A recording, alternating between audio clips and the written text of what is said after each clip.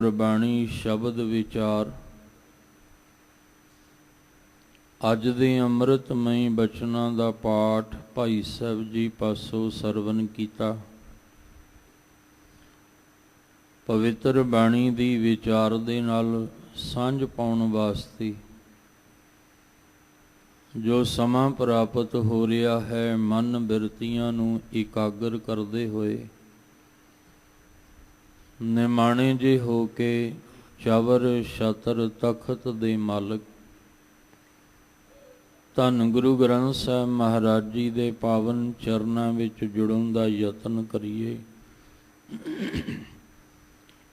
ਭਗਤ ਸਹਿਬਾਨ ਅੰਮ੍ਰਿਤਮਈ ਬਾਣੀ ਦੇ ਰਾਹੀਂ ਜੋ ਸਾਨੂੰ ਕਲਯੁਗੀ ਦੁਨਿਆਵੀ ਮਨੁੱਖੀ ਜੀਵਾਂ ਨੂੰ ਸਮਝਾਉਣਾ ਚਾਹੁੰਦੇ ਨੇ, ਇੱਕ ਮਨ ਇੱਕ ਚਿੱਤ ਹੋ ਕੇ ਸਮਝਣ ਦਾ ਯਤਨ ਕਰੀਏ ਜੀ। ਵਾਹਿਗੁਰੂ ਸਾਹਿਬ ਜੀ। ਸ੍ਰੀ ਰਾਗ ਬਾਣੀ ਭਗਤ ਬੇਣੀ ਜਿਉ ਕੀ, ਪਹਿਰਿਆਂ ਕੈ ਘਰ ਗਾਵਣਾ, ਇਕ ਓੰਕਾਰ ਸਤ ਗੁਰ ਪ੍ਰਸਾਦ, ਤਰੁਣ ਤੇਜ ਪਰ ਤ੍ਰੈ ਮੁਖ ਜੋ ਹੈ, ਸਰ ਅਪਸਰ ਨਾ ਪਛਾਣਿਆ, ਉਨਮਤ ਕਾਮ ਮਹਾ ਬਿਖ ਭੁਲੇ, ਪਾਪ ਪੁੰਨ ਨਾ ਪਛਾਨਿਆ।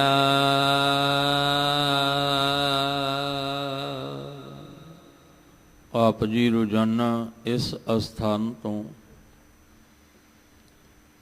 ਲੜੀਵਾਰ ਅੰਮ੍ਰਿਤਮਈ ਬਾਣੀ ਦੀ ਵਿਚਾਰ ਦੇ ਨਾਲ ਜੁੜਦੇ ਆ ਰਹੇ ਹੋ। 15 ਭਗਤਾਂ ਦੀ ਬਾਣੀ ਗੁਰੂ ਗ੍ਰੰਥ ਸਾਹਿਬ ਮਹਾਰਾਜ ਵਿੱਚ ਸੁਭਾਈਮਾਨ ਹੈ, ਜਿਨ੍ਹਾਂ ਵਿੱਚੋਂ ਭਗਤ ਬੇਣੀ ਜੀ ਦਾ ਉਚਾਰਨ ਕੀਤਾ ਹੋਇਆ ਪਾਵਨ ਸ਼ਬਦ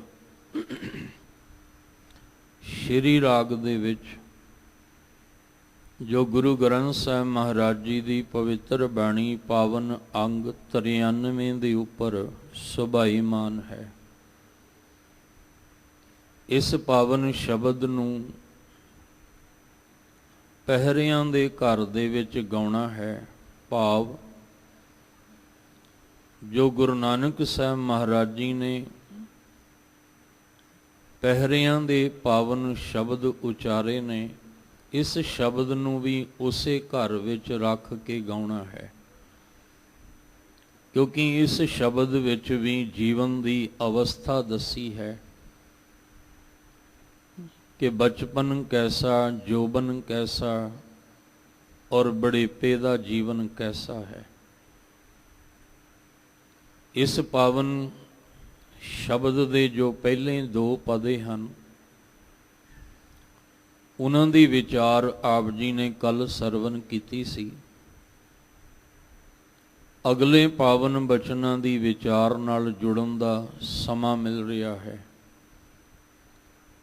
ਤੀਸਰੇ ਪਦੇ ਦੀ ਵਿਚਾਰ ਨੂੰ ਸਮਝਣ ਤੋਂ ਪਹਿਲਾਂ ਇੱਕ ਵਾਰ ਸ਼ਬਦ ਦਾ ਕੇਂਦਰੀ ਭਾਵ ਜੋ ਰਹਾਉ ਵਾਲੀ ਪਾਵਨ ਪੰਕਤੀ ਹੈ ਉਹਨੂੰ ਸਮਝ ਕੇ ਚੱਲੀਏ ਕਿ ਭਗਤ ਬੇਣੀ ਜੀ ਸਮਝਾਉਣਾ ਕੀ ਚਾਹੁੰਦੇ ਨੇ। ਜੋ ਸੰਸਾਰ ਦੇ ਵਿੱਚ ਮਨੁੱਖਤਾ ਦਾ ਹਾਲ ਹੈ, ਜੋ ਇਸ ਸੰਸਾਰ ਵਿੱਚ ਦੁਨੀਆ ਦੇ ਲੋਕਾਂ ਦਾ ਹਾਲ ਹੈ, ਉਹਦੀ ਅਵਸਥਾ ਨੂੰ ਬਿਆਨ ਕਰਕੇ ਸਮਝਾਉਂਦੇ ਆ। ਮੂਰਖਾ, ਸਾਰੀ ਜ਼ਿੰਦਗੀ ਭੈੜੀ ਮੱਤ ਵਿੱਚ ਹੀ ਬਿਤਾ ਦੇਂਗਾ। ਜਿਹੜੇ ਤੇਰੇ ਜ਼ਿੰਦਗੀ ਦੇ ਪਹਿਰ ਨੇ, ਬਚਪਨ ਹੈ, ਜੋਬਨ ਹੈ, ਬੁਢੇਪਾ ਹੈ, ਅਗਰ ਤੇਰੀ ਜ਼ਿੰਦਗੀ ਦੇ ਇਹ ਪਹਿਰ ਭੈੜੀ ਮੱਤ ਵਿੱਚ ਹੀ ਲੰਘ ਗਏ ਤਾਂ ਬਾਅਦ ਵਿੱਚ ਤੈਨੂੰ ਪਛਤਾਵੇ ਤੋਂ ਸਿਵਾ ਹੋਰ ਕੁਝ ਵੀ ਨਹੀਂ ਮਿਲਣਾ। ਤੇ ਪਛਤਾਵਾ ਹੁੰਦਾ ਕਦੋਂ ਹੈ? ਜਦੋਂ ਬੰਦੇ ਦੇ ਪੱਲੇ ਕੱਖ ਨਾ ਰਵੇ। ਜਦੋਂ ਬੰਦੇ ਦੇ ਕੋਲ ਕੁਝ ਹੈ ਉਦੋਂ ਤੇ ਉਹਨੂੰ ਪਛਤਾਵਾ ਹੁੰਦਾ ਹੀ ਨਹੀਂ। ਪਛਤਾਵਾ ਹੁੰਦਾ ਹੀ ਉਦੋਂ ਹੈ ਜਦੋਂ ਉਹਦੇ ਕੋਲ ਰਹਿੰਦਾ ਹੀ ਕੁਝ ਨਹੀਂ। ਫਿਰ ਉਹ ਰੋਂਦਾ ਹੈ, ਤਾਹਾਂ ਮਾਰਦਾ ਹੈ, ਪਛਤਾਵਾ ਕਰਦਾ ਹੈ। ਪਰ ਇੱਕ ਕਹਾਵਤ ਹੈ ਕਿ ਹੁਣ ਪਛਤਾਉਣ ਦੇ ਨਾਲ ਕੀ ਹੋਣਾ ਹੈ? ਜਦੋਂ ਉਹ ਚਿੜੀਆਂ ਜਿਹੜੀ ਹੈ ਉਹ ਖੇਤ ਦੇ ਦਾਣੇ ਚੁਗ ਕੇ ਹੀ ਲੈ ਗਈ, ਹੁਣ ਪਛਤਾਉਣ ਨਾਲ ਕੀ ਹੋਣਾ ਹੈ? ਜਦੋਂ ਜ਼ਿੰਦਗੀ ਦਾ ਸਮਾਂ ਹੀ ਲੰਘ ਗਿਆ, ਇਹ ਵੱਡਮੁੱਲਾ ਸਮਾਂ ਹੀ ਜ਼ਿੰਦਗੀ ਦਾ ਬਤੀਤ ਹੋ ਗਿਆ, ਤੇ ਫਿਰ ਪਛਤਾਉਣ ਦਾ ਕੋਈ ਲਾਭ ਨਹੀਂ ਹੋਣਾ। ਸਾਨੂੰ ਨਾਲ ਨਾਲ ਸੁਚੇਤ ਕੀਤਾ ਜਾ ਰਿਹਾ ਹੈ, ਹਲੂਣੇ ਦਿੱਤੇ ਜਾ ਰਹੇ ਆ ਵੀ ਹੁਣ ਵੀ ਵਕਤ ਹੈ, ਸਮਝ ਜਾਈਏ। ਜਿੰਨੇ ਵੀ ਅਸੀਂ ਭੈੜੀ ਮੱਤ ਮਗਰ ਲੱਗ ਕੇ ਮਾੜੇ ਕਰਮ ਕਰ ਰਹੇ ਹਾਂ, ਜਿੰਨੇ ਵੀ ਅਸੀਂ ਬੁਰੇ ਕਰਮ ਕਰ ਰਹੇ ਹਾਂ, ਇਹਨਾਂ ਨੂੰ ਛੱਡਣ ਵਿੱਚ ਹੀ ਸਾਡਾ ਭਲਾ ਹੈ। ਪਰ ਜਿਹਦੀ ਮੱਤ ਤੇ ਅਕਲ ਤੇ ਪੜਦਾ ਪਿਆ ਹੋਵੇ, ਜਿਹਦੀ ਮੱਤ ਭੈੜੀ ਹੋਵੇ, ਉਹਨੂੰ ਗੱਲ ਚੰਗੀ ਗੱਲ ਛੇਤੀ ਸਮਝ ਨਹੀਂ ਆਉਂਦੀ। ਜਿੰਨਾ ਮਰਜ਼ੀ ਉਹਨੂੰ ਆਪਾਂ ਸਮਝਾਈ ਜਾਈਏ, ਉਹਨੂੰ ਸਮਝ ਨਹੀਂ ਆਉਂਦੀ ਜਿੰਨਾ ਚਿਰ ਉਹਨੂੰ ਕੋਈ ਠੋਕਰ ਨਾ ਲੱਗੇ, ਜਿੰਨਾ ਚਿਰ ਕੋਈ ਚੋਟ ਨਾ ਲੱਗੇ, ਉਨਾ ਚਿਰ ਸਮਝ ਨਹੀਂ ਆਉਂਦੀ। ਤੇ ਗੁਰਬਾਣੀ ਸਾਨੂੰ ਚੋਟ ਦੇ ਰਹੀ ਹੈ ਵੀ ਸਾਨੂੰ ਸਮਝ ਆ ਜਾਏ, ਅਸੀਂ ਆਪਣਾ ਵੱਡਮੁੱਲਾ ਜਨਮ, ਕੀਮਤੀ ਜਨਮ ਅਜਾਈਂ ਨਾ ਗਵਾ ਕੇ ਬਹਿ ਜਾਈਏ। ਇਹ ਜਨਮ ਸਾਨੂੰ ਬੁਰਾਈਆਂ ਫੈਲਾਉਣ ਵਾਸਤੇ ਨਹੀਂ ਦਿੱਤਾ। ਇਹ ਜਨਮ ਸਾਨੂੰ ਵਿਕਾਰਾਂ ਦੇ ਵਿੱਚ ਗੰਦਗੀ ਫੈਲਾਉਣ ਵਾਸਤੇ ਨਹੀਂ ਦਿੱਤਾ। ਇੱਥੋਂ ਤੱਕ ਵੀ ਮਨੁੱਖ ਨੂੰ ਕਹਿ ਦਿੱਤਾ ਗਿਆ ਕਿ ਮਨੁੱਖ ਹੈ ਇਨਸਾਨ, ਤੇਰੇ ਨਾਲੋਂ ਕਈ ਗੁਣਾ ਵੱਧ ਪਸ਼ੂ ਤੇ ਜਾਨਵਰ ਹੈ। ਪਸ਼ੂ ਮਿਲੇ ਚੰਗਿਆਈਆਂ, ਪਸ਼ੂ ਨੂੰ ਚੰਗਿਆਈਆਂ ਮਿਲ ਰਹੀਆਂ ਨੇ, ਇਨਸਾਨ ਨੂੰ ਬਦਨਾਮੀ ਮਿਲ ਰਹੀ ਹੈ, ਕਿਉਂਕਿ ਉਹ ਘਾਹ ਖਾ ਕੇ ਵੀ ਅੰਮ੍ਰਿਤ ਵਰਗਾ ਦੁੱਧ ਦੇ ਰਿਹਾ ਹੈ। ਉਹ ਘਾਹ ਖਾ ਕੇ ਵੀ ਅੰਮ੍ਰਿਤ ਵਰਗਾ ਦੁੱਧ ਦਿੰਦਾ ਹੈ, ਤੇ ਅਸੀਂ ਉਸੇ ਅੰਮ੍ਰਿਤ ਵਰਗੇ ਦੁੱਧ ਨੂੰ ਪੀ ਕੇ ਅੰਦਰੋਂ ਜ਼ਹਿਰ ਉਗਲਦੇ ਹਾਂ। ਕਿੰਨੀ ਹੈਰਾਨੀ ਵਾਲੀ ਗੱਲ ਹੈ। ਫਿਰ ਇਹਦਾ ਮਤਲਬ ਪਸ਼ੂ ਨੂੰ ਚੰਗਿਆਈ ਮਿਲ ਰਹੀ ਹੈ, ਉਹ ਘਾਹ ਖਾ ਕੇ ਵੀ ਦੁੱਧ ਦਿੰਦਾ ਹੈ ਅੰਮ੍ਰਿਤ ਵਰਗਾ, ਅਸੀਂ ਉਹੀ ਦੁੱਧ ਪੀ ਕੇ ਤੇ ਅੰਦਰੋਂ ਜ਼ਹਿਰ ਉਗਲਦੇ ਹਾਂ। ਵਿਕਾਰੀ ਜੀਵਨ ਅਸੀਂ ਜਿਹੜਾ ਉਹ ਜੀ ਰਹੇ ਹਾਂ। ਪਸ਼ੂ ਜਿਉਂਦਿਆਂ ਵੀ ਕੰਮ ਆ ਰਿਹਾ ਤੇ ਮੋਇਆਂ ਵੀ ਕੰਮ ਆ ਰਿਹਾ, ਪਰ ਇਨਸਾਨ ਜਿਹੜਾ ਉਹ ਕਹਿੰਦੇ ਨੇ ਜਿਉਂਦਿਆਂ ਕੰਮ ਨਹੀਂ ਆ ਰਿਹਾ, ਮੋਇਆਂ ਤੇ ਕੀ ਉਹਨੇ ਆਉਣਾ। ਹੁਣ ਇੱਥੇ ਸਵਾਲ ਇੱਕ ਕਿ ਅੱਜ ਇਨਸਾਨ ਤਾਂ ਮੋਇਆਂ ਭਾਵ ਮਰਿਆਂ ਤੋਂ ਬਾਅਦ ਵੀ ਕੰਮ ਆ ਜਾਂਦਾ ਹੈ, ਭਾਵ ਉਹਦੇ ਸਰੀਰ ਦੇ ਕੁਝ ਪਾਰਟ ਨੇ, ਉਹਦੀਆਂ ਅੱਖਾਂ, ਉਹਦੇ ਗੁਰਦੇ ਕੰਮ ਆ ਜਾਂਦੇ ਆ, ਪਰ ਗੱਲ ਸਰੀਰ ਦੀ ਨਹੀਂ ਹੈ। ਅੰਮ੍ਰਿਤ ਬਾਣੀ ਵਿੱਚ ਇੱਕ ਬਚਨ ਹੈ, ਨਰੂ ਮਰੈ ਨਰ ਕਾਮ ਨਾ ਆਵੈ। ਨਰੂ ਦਾ ਅਰਥ ਕੀ ਸੀ? ਨਰੂ ਦਾ ਅਰਥ ਸੀ ਇਨਸਾਨੀਅਤ, ਮਨੁੱਖਤਾ। ਜਿਹਦੇ ਅੰਦਰੋਂ ਇਨਸਾਨੀਅਤ ਮਰ ਗਈ, ਉਹ ਜਿਉਂਦਾ ਬੰਦਾ ਕਿਸੇ ਦੇ ਕੰਮ ਨਹੀਂ ਆਉਂਦਾ, ਉਹ ਕਿਸੇ ਦਾ ਭਲਾ ਨਹੀਂ ਕਰ ਸਕਦਾ, ਉਹ ਕਿਸੇ ਦੇ ਕੰਮ ਨਹੀਂ ਆਏਗਾ। ਤੇ ਜਿਹੜਾ ਜਿਉਂਦਾ ਬੰਦਾ ਕਿਸੇ ਦੇ ਕੰਮ ਨਹੀਂ ਆਇਆ, ਉਹ ਮੋਇਆਂ ਤੋਂ ਬਾਅਦ ਕੀ ਕੰਮ ਆਏਗਾ? ਨਰੂ ਦਾ ਅਰਥ ਸੀ, ਨਰ ਕਹਿੰਦੇ ਆ ਮਨ ਨੂੰ, ਨਰੂ ਕਹਿੰਦੇ ਆ ਨਰ, ਮਨ ਦੇ ਵਿੱਚ ਜਿਹੜੀ ਮਨੁੱਖਤਾ ਸੀ, ਜਿਹੜੀ ਸਾਡੀ ਜ਼ਮੀਰ ਸੀ, ਜਦੋਂ ਜ਼ਮੀਰ ਹੀ ਮਰ ਗਈ, ਇਨਸਾਨ ਦੀ ਇਨਸਾਨੀਅਤ ਹੀ ਜਦੋਂ ਖਤਮ ਹੋ ਗਈ, ਉਹ ਕਿਸੇ ਦਾ ਭਲਾ ਨਹੀਂ ਕਰ ਸਕਦਾ, ਉਹ ਕਿਸੇ ਦੇ ਕੰਮ ਨਹੀਂ ਆਏਗਾ। ਇਸ ਲਈ ਸਮਝਾਇਆ, ਫਿਰ ਪਛਤਾਵੇਂਗਾ ਮੂੜਿਆ। ਇਹ ਮੂਰਖ ਇਨਸਾਨ, ਤੈਨੂੰ ਹਜੇ ਸਮਝਾਇਆ ਜਾ ਰਿਹਾ ਹੈ, ਤੂੰ ਸਮਝ ਜਾ। ਹਜੇ ਤੈਨੂੰ ਹਲੂਣਾ ਦਿੱਤਾ ਜਾ ਰਿਹਾ ਹੈ, ਤੂੰ ਹਜੇ ਸੁਧਰ ਜਾ, ਨਹੀਂ ਤੇ ਬਾਅਦ ਵਿੱਚ ਤੈਨੂੰ ਪਛਤਾਵੇ ਤੋਂ ਸਿਵਾ ਹੋਰ ਕੁਛ ਨਹੀਂ ਮਿਲਣਾ। ਕਿਉਂਕਿ ਇਹ ਵੱਡਮੁੱਲਾ ਜਨਮ ਹੈ, ਇਹ ਮੌਕਾ, ਇਹ ਵਾਰੀ ਬਾਰ-ਬਾਰ ਨਹੀਂ ਮਿਲਣੀ। ਤੇ ਜਦੋਂ ਪਛਤਾਵਾ ਹੁੰਦਾ ਉਦੋਂ ਬੰਦਾ ਧਾਹਾਂ ਮਾਰ ਕੇ ਰੋ ਕੇ ਕਹਿੰਦਾ, ਮੈਨੂੰ ਇੱਕ ਮੌਕਾ ਦੇ ਦਿਓ, ਮੈਨੂੰ ਇੱਕ ਵਾਰੀ ਦੇ ਦਿਓ। ਜਦੋਂ ਆਪਾਂ ਕਿਸੇ ਨੂੰ ਕੋਈ ਮਾੜਾ ਕਰਮ ਕਰਦੇ ਹਾਂ, ਪਕੜ ਲਈਏ ਨਾ ਮੌਕੇ ਤੇ ਫਿਰ ਉਹ ਕਹਿੰਦਾ ਵੀ ਮੈਨੂੰ ਇੱਕ ਮੌਕਾ ਦੇ ਦਿਓ, ਮੈਂ ਅੱਗੇ ਤੋਂ ਇਸ ਤਰ੍ਹਾਂ ਦਾ ਕੰਮ ਨਹੀਂ ਕਰਾਂਗਾ। ਮੈਨੂੰ ਇੱਕ ਵਾਰੀ ਦੇ ਦਿਓ, ਮੈਂ ਅੱਗੇ ਤੋਂ ਇਸ ਤਰ੍ਹਾਂ ਦੀ ਗਲਤੀ ਨਹੀਂ ਕਰਾਂਗਾ। ਪਰ ਜਿਹਦੇ ਅੱਗੇ ਉਹ ਕਹਿ ਰਿਹਾ, ਉਹ ਕਹਿੰਦੇ ਮੌਕੇ ਤਾਂ ਪਹਿਲਾਂ ਵੀ ਤੈਨੂੰ ਬੜੀ ਵਾਰ ਦਿੱਤੇ ਆ, ਵਾਰੀ ਪਹਿਲਾਂ ਵੀ ਤੈਨੂੰ ਬੜੀ ਵਾਰ ਦਿੱਤੀ ਆ, ਪਰ ਤੂੰ ਨਹੀਂ ਸੁਧਰਦਾ। ਜੇ ਅਸੀਂ ਮਨੁੱਖ ਨੂੰ ਇਹ ਗੱਲ ਕਹਿੰਦੇ ਆ ਵੀ ਇਹ ਪਹਿਲਾਂ ਵੀ ਇਹਨੂੰ ਮੌਕੇ ਬੜੇ ਦਿੱਤੇ, ਪਰ ਹਰ ਵਾਰੀ ਇਹ ਕਹਿ ਕੇ ਬਚ ਜਾਂਦਾ ਹੈ, ਇਸ ਵਾਰ ਇਹਨੂੰ ਸਜ਼ਾ ਮਿਲੇਗੀ। ਤੇ ਫਿਰ ਮਾਲਕ ਦੇ ਘਰ ਵਿੱਚੋਂ ਵੀ ਇਹ ਫੈਸਲਾ ਹੈ ਕਿ ਤੈਨੂੰ ਮੌਕੇ ਤਾਂ ਪਹਿਲਾਂ ਵੀ ਬੜੀ ਵਾਰ ਦਿੱਤੇ ਆ, ਜਨਮ ਤਾਂ ਪਹਿਲਾਂ ਵੀ ਤੇਰੇ ਬੜੀ ਵਾਰ ਹੋਏ ਆ, ਪਰ ਤੂੰ ਹਰ ਜਨਮ ਦੇ ਵਿੱਚ ਐਸੇ ਕਰਮ ਕਰਦਾ ਰਿਹਾ ਕਿ ਜਨਮਾਂ ਜਨਮਾਂ ਦੀ ਮੱਲ ਤੇਰੇ ਅੰਦਰ ਲੱਗੀ ਸੀ। ਇੱਕ ਮੌਕਾ ਤੈਨੂੰ ਹੋਰ ਦਿੱਤਾ ਸੀ, ਪਰ ਇਹ ਵੀ ਤੂੰ ਜਨਮ ਆਪਣਾ ਗਵਾ ਲਿਆ। ਹੁਣ ਇਹ ਮੌਕਾ ਹੋਰ ਨਹੀਂ ਮਿਲਣਾ। ਇਹ ਮੌਕਾ ਮਿਲਿਆ ਸੀ ਗੋਬਿੰਦ ਮਿਲਣ ਕੀ, ਇਹ ਤੇਰੀ ਵਰੀਆ, ਪਰ ਤੂੰ ਇਹ ਮੌਕਾ ਹੱਥੋਂ ਗਵਾ ਲਿਆ। ਹੁਣ ਪਛਤਾਵੇ ਤੋਂ ਸਿਵਾ ਹੋਰ ਕੁਛ ਨਹੀਂ ਮਿਲਣਾ। ਸਾਨੂੰ ਹਜੇ ਵੀ ਜਿੰਨਾ ਚਿਰ ਸਾਹ ਚੱਲਦਾ ਨਾ, ਸਾਡੇ ਕੋਲ ਵਕਤ ਹੈ, ਅਸੀਂ ਆਪਣੀਆਂ ਗਲਤੀਆਂ ਸੁਧਾਰ ਸਕਦੇ ਹਾਂ।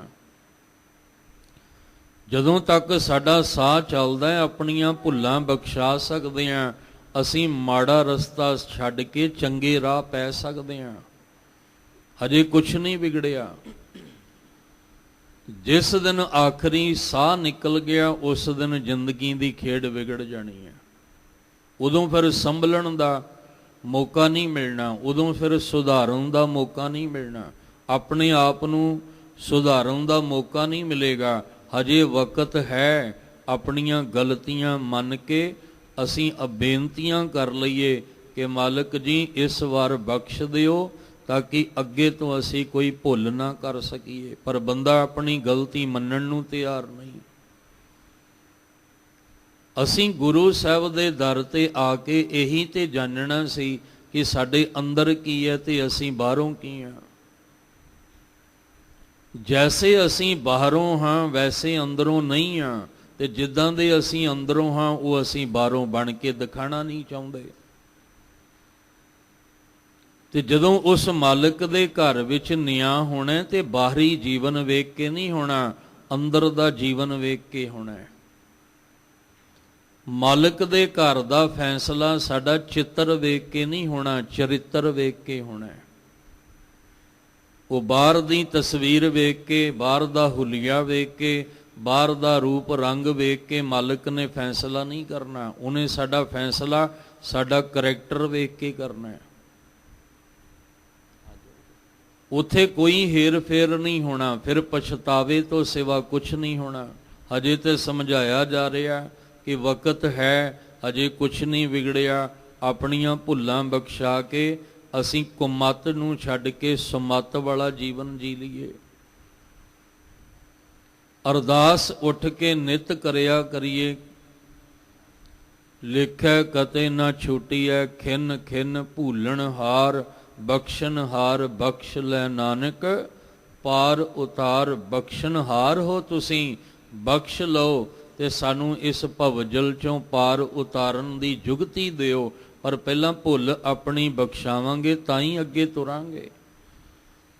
ਪਹਿਲੇ ਤੇ ਇਨਸਾਨ ਆਪਣੀ ਗਲਤੀ ਮੰਨਣਾ ਹੀ ਨਹੀਂ ਚਾਹੁੰਦਾ, ਦੂਜਿਆਂ ਤੋਂ ਮਨਵਾਉਣਾ ਚਾਹੁੰਦਾ ਹੈ। ਇਨਸਾਨ ਦੂਜਿਆਂ ਨੂੰ ਕਹਿਣਾ ਚਾਹੁੰਦਾ ਹੈ ਵੀ ਤੂੰ ਭੁੱਲਣਹਾਰ ਹੈ, ਤੂੰ ਗਲਤੀਆਂ ਕਰਨ ਵਾਲਾ ਹੈ, ਪਰ ਜਿਹੜਾ ਕਹਿ ਰਿਹਾ ਉਹ ਕਹਿੰਦਾ ਮੈਂ ਤਾਂ ਸਾਫ਼ ਸੁਥਰਾ।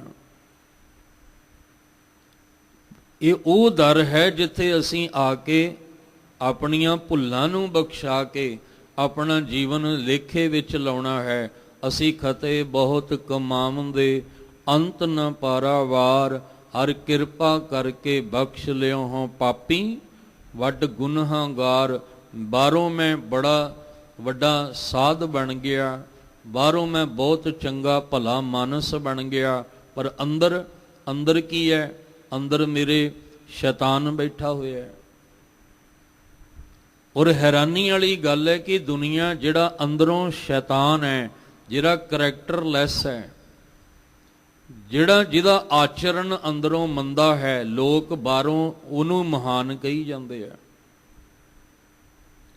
ਹੈਰਾਨੀ ਵਾਲੀ ਗੱਲ ਕਿ ਸਾਡੀ ਨਜ਼ਰ ਵਿੱਚ ਕਿੰਨਾ ਅੰਤਰ ਹੈ ਕਿ ਜਿਹੜਾ ਅੰਦਰੋਂ ਵਿਕਾਰੀ ਹੈ ਅਸੀਂ ਉਹਨੂੰ ਪਰ ਉਪਕਾਰੀ ਸਮਝ ਕੇ ਉਹਦੇ ਗਲ ਵਿੱਚ ਫੁੱਲਾਂ ਦੇ ਹਾਰ ਪਾਈ ਜਾਂਦੇ ਆ।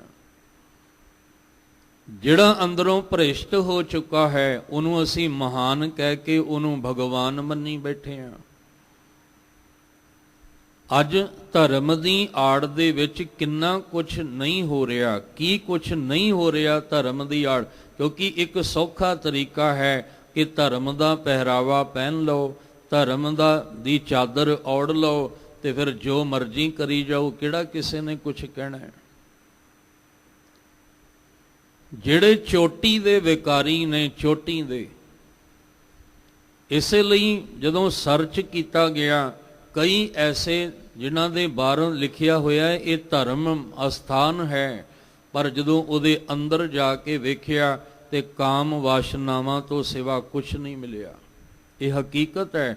ਇਹ ਤੁਹਾਡੇ ਸਾਹਮਣੇ ਜਿਹੜੋਂ ਪੜਦੇ ਉੱਠਦੇ ਆ ਤੇ ਪਤਾ ਲੱਗਦਾ ਹੈ ਕਿ ਜਿਨ੍ਹਾਂ ਨੂੰ ਅਸੀਂ ਮਹਾਨ ਕਹਿੰਦੇ ਸਾਂ ਉਹ ਸ਼ੈਤਾਨ ਨਿਕਲੇ ਅੰਦਰੋਂ।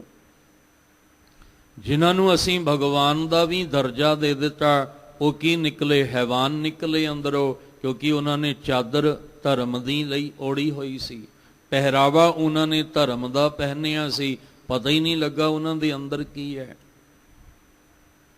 ਗੁਰਬਾਣੀ ਸੱਚ ਕਹਿੰਦੀ ਹੈ, ਗੁਰਬਾਣੀ ਇਹ ਪਰਦੇ ਚੁੱਕਦੀ ਹੈ, ਸਾਡੇ ਭਰਮ ਗੜ ਨੂੰ ਤੋੜਦੀ ਹੈ, ਤਾਂ ਕਿ ਅਸੀਂ ਉਹਨਾਂ ਮਗਰ ਨਾ ਲੱਗ ਸਕੀਏ ਜਿਹੜੇ ਆਪ ਵਾਸ਼ਨਾਵਾਂ ਦੇ ਬੱਧੇ ਨੇ।